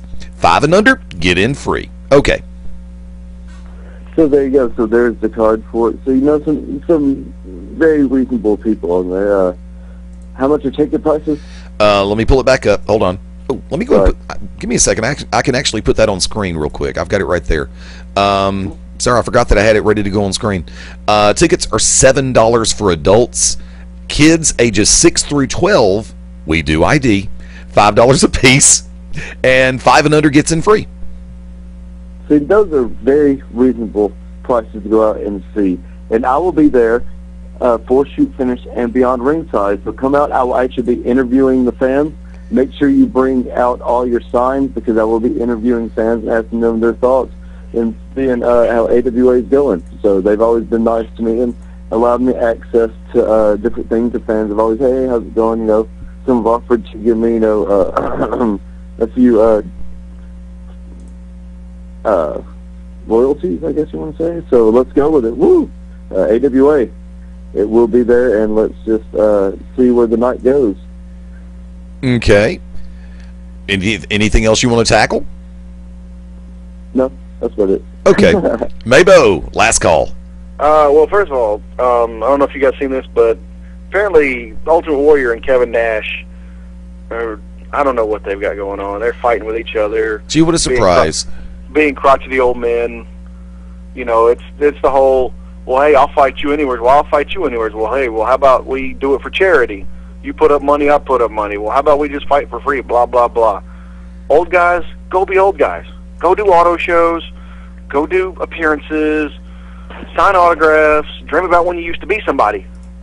Shut up and go away. I don't need old people fighting and clogging up my internet sites with their, you know, who's greater, Matlock or frickin' Jessica Fletcher.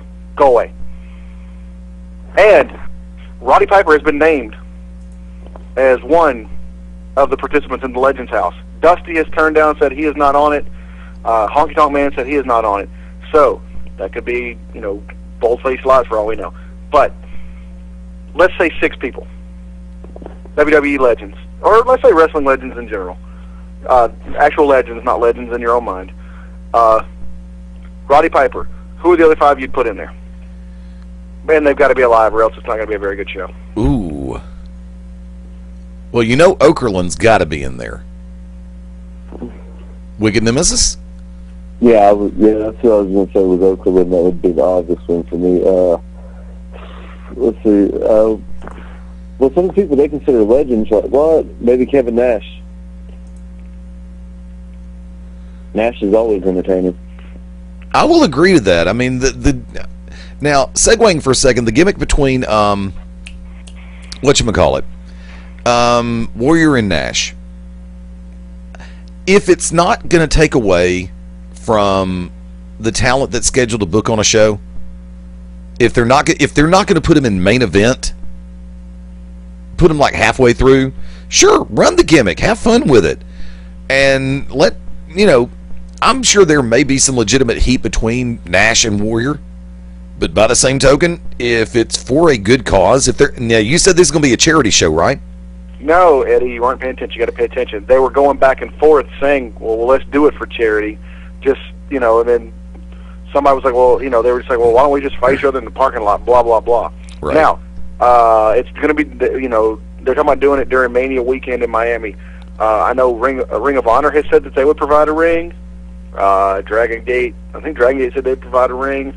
So, you know, they're basically, now everybody's like, all right, well, you know, we're going to call you on your crap. Let's see, you know, both of y'all put up or shut up. And it's still an ongoing feud. Look, if you want to know what's going on and see the Warriors' messages and all that stuff, and it's actually the Warriors started everything. Kevin Nash actually posted on his Twitter, he's like, I didn't know I had, you know, any heat with, you know, Ultimate Warrior. But just go to stuff like Lords of Pain or whatever and just look it up. Okay. As the kids say these days, it's a big old hot mess. Hot SE mess, yeah. I've been saying that for a couple of years now, actually. Yeah, there's some things I can actually get away with saying. Legends House? So you guys have agreed on, obviously Piper's already in there, so you both agreed on Nash and you both agreed on Okerlund, so. For the love of God, do not put Hogan in there because he'd use his creative card and end up getting himself over. Either that or do the finger poke of doom just to piss everybody off. Iron Sheik. That's another one that they want in there, but they said has not been chosen to be in there. And everybody wants Sheiky in there, but apparently WWE don't want Sheiky in there. Okay. Yeah, because you'll have to see him doing illegal stuff on TV. And the censors would run out of beat from the censorship board. Yeah, yep. No kidding. I can't think of anybody else I'd like to see in there right off the top of my head that would actually be fun to watch. I think I honestly think if he was still capable, I mean, he's still alive, but I think if he was still capable, I would love to see Fuji. Okay. Just because I think Fuji's hilarious. He definitely knows comedy. Anybody that remembers what was it? The him and Morocco, Fuji Vice. That him and Morocco did on the old TNT. Yeah. But that's just Hackball's be on there. Oh Jesus, why? The reason why Hacksaw would be on there is because he's still coherent and actually able to get around, and a nice guy as a babyface. I was going to say Mr. Fuji, that was going to be my next time around, but I don't know how many people would actually get his jokes, you know. Or Will Owens. Like the Spice stuff to you and I is hilarious, Mabo, because we get that type of humor. It's like, oh my God, Mr. Fuji, freaking Don Morocco over here. But to everybody else, it's like, huh? Mr. Fuji? Well, let's be honest, though. 90% of those jokes that the legends say anyway, nobody's going to get because they're from they're from the Roaring '20s. So, well, regardless, I mean, what do you think? This is one of the first programs that WWE they're going ahead and filming for, and it's going to be on the network. What, in your honest opinion, both of y'all, just real quick, honest opinion, how do you think it's going to work out? Not the network itself, just that show. How do you think it's going to go? Wicked. It'll be so good that we'll probably never see the end of it. It'll be in our kids' time before that show finally ends. It's a premise that they've done before, and with all the crappy reality shows, people go crazy for that. I'm really kind of torn as to whether or not it would genuinely work. As it stands, I think it with the right people in there, because okay, you want controversy, you want drama, you want arguing. I'm sorry, I don't see Rick Steamboat and Hacksaw Jim Duggan having an argument in a reality show. I think they're both legitimately too damn nice. But they also realize it's entertainment, Eddie. Yeah, I know. And most stuff out there is reality TV. But it's really kind of hard to say. I think that it's going to be a tricky animal, and I think it's going to have to be, everything's going to have to be spot on, or people are just going to call BS on it. Point made. Yeah, like I said, I just wanted your opinion on it, see what you thought. Okay. Anything else you want to hit on? Attractive chicks, but I'm not confident enough in myself to do that. So let's move on. Okie dokie. Couple of shows I want to hit on real quick. You just heard us make a reference to the Alabama Wrestling Alliance show that's coming Friday night the 13th in Munford, Alabama at the Community Center. On Saturday night in Jasper, Alabama at the A&E Fun Center, also referred to as A&E Inflatables. Global Championship Wrestling will be making their premiere appearance there. Bell time is going to be 7:30 p.m. Tickets are $10 a piece. Be sure to keep your eyes open on GCWPro.com. I heard that, by the way. GCWPro.com. Or you can also call area code 205-300-4232 for all information. Card is going to be posted on the .com as well as the Facebook fan page. I will be making that trip to Jasper this weekend. Had a great time in Palmerdale last night. Rocking crowd from start to finish. Like I said, we had to bring out extra chairs, which is always a great thing.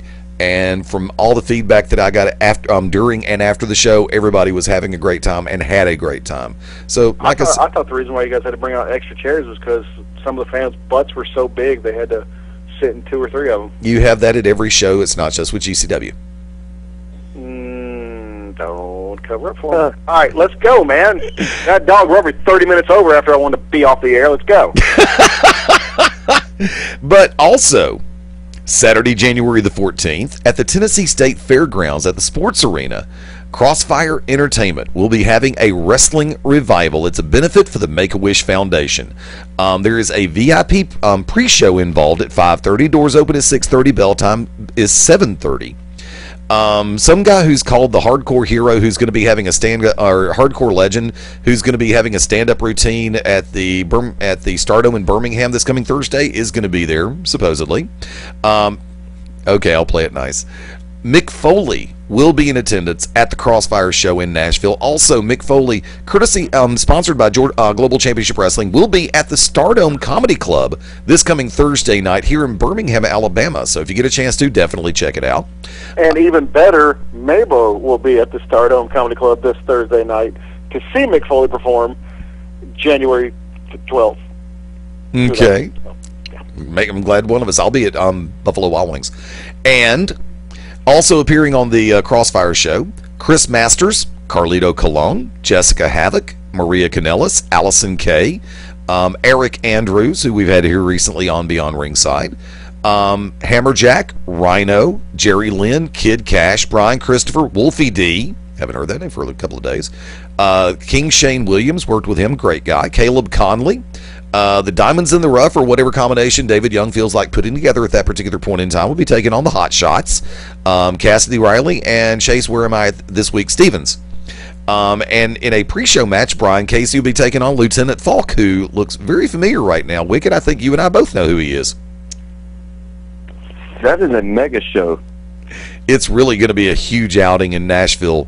Like I said, it's going to be for a benefit for the Make-A-Wish Foundation next Saturday night, January the 14th, at the Tennessee State Fairgrounds. Not at your local show. That is the show to go to. Yeah, no. For a cause and for great talent. Wow, that is I'm sitting here like, damn. When you just kept naming off people that I knew. I know the entire card. That is fantastic. Yeah, we all do. Because, like I say, Big Bubba Perry with the Boogie Woogie Boy going to be on this show, and there's a lot of names that if you haven't had a chance. And here's the thing: get this, folks. VIP tickets are $15 a piece. VIP tickets include a special VIP event from 5:30 to 6:30, which includes a meet and greet with all the stars and an exclusive pre-show matches. You can't beat that. General admission's $10. The VIP tickets are $5 more. That's all. How can people argue with that? Why do I have a feeling you should be wearing like a horribly colored Cosby sweater and on my TV screen right now with some crazy Australian guy in a bow tie going, "But is there more, Eddie?" Yeah, I know. Quit going infomercial. Tell the people the shtick. Let's go. I just did. Also, well, you know what? If you're not going to be at that show and seeing some great wrestling, seeing some great wrestlers, and supporting a great cause, you're a jerk, and I hope you get nut cancer on your face. That's really bad, Mark. Not necessarily you. I'm talking about the people who don't go. Still. I don't care. I'm pissed off. Let's go. For our friends in and around our home state of Alabama, this Wednesday, 1:30 p.m., January the 11th, the day after my father's 81st birthday, January the 11th at 1:30 p.m., the Alabama Athletic Commission will be meeting. There will be a quorum. It's going to be at 2777 Zelda Road in Montgomery, Alabama. I'll post the address on our Facebook fan page, facebook.com/Beyond Ringside Live.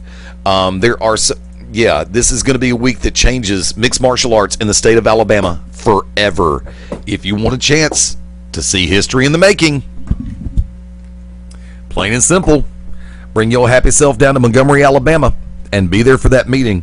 Or believe me, you are going to regret it because you have a chance possibly to get your voice heard. I know that Adam Gibbs from Sport Fight X is going to be there. Ray Eccles from AXC is going to be there. There are a couple other promotions that are slated to be on the docket from what I am told.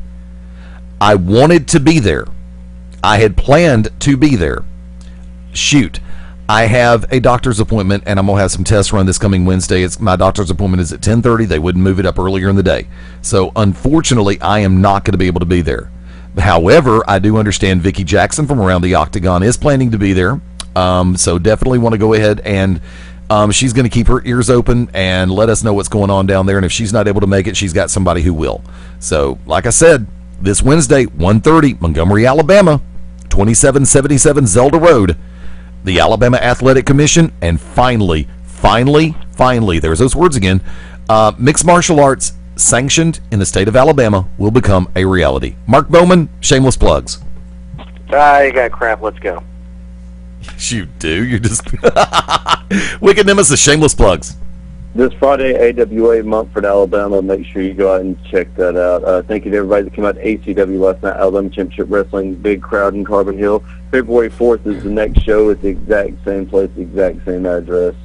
Guys, go out and support your local wrestling. Wicked Nemesis, Enoch Tessarion, Tssarion. Some people say I say it.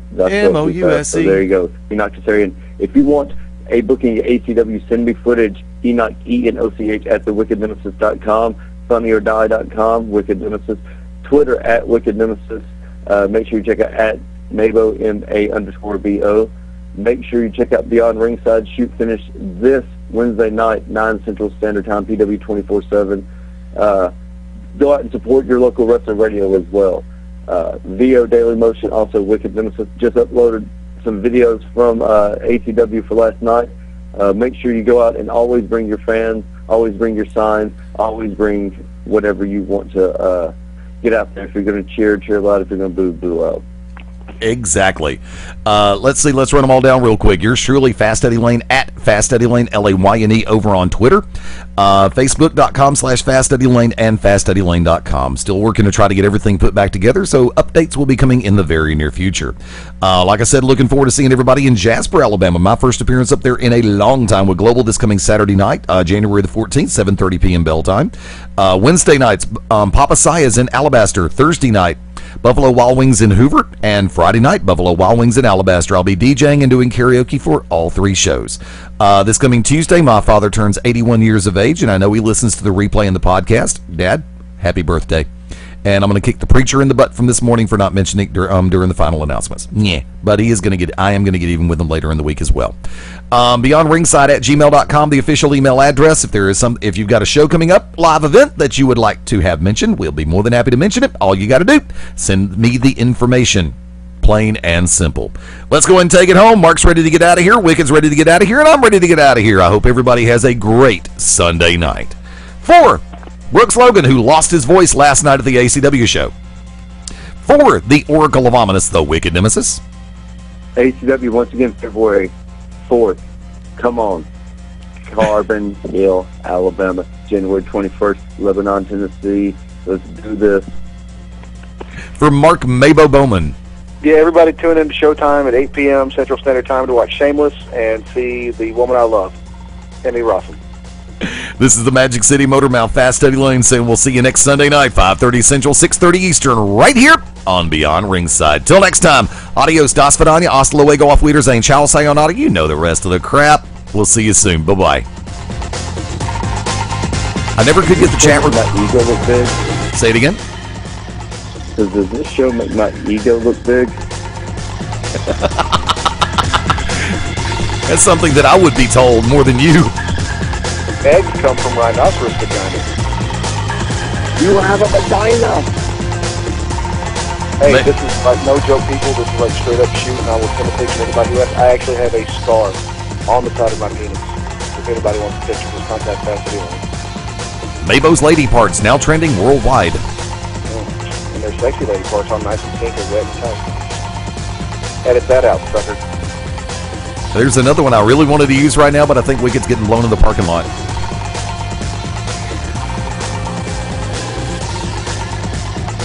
That's where we need crickets, right? No, there's a helium tank out in the parking lot. Easter eggs done. Bye-bye.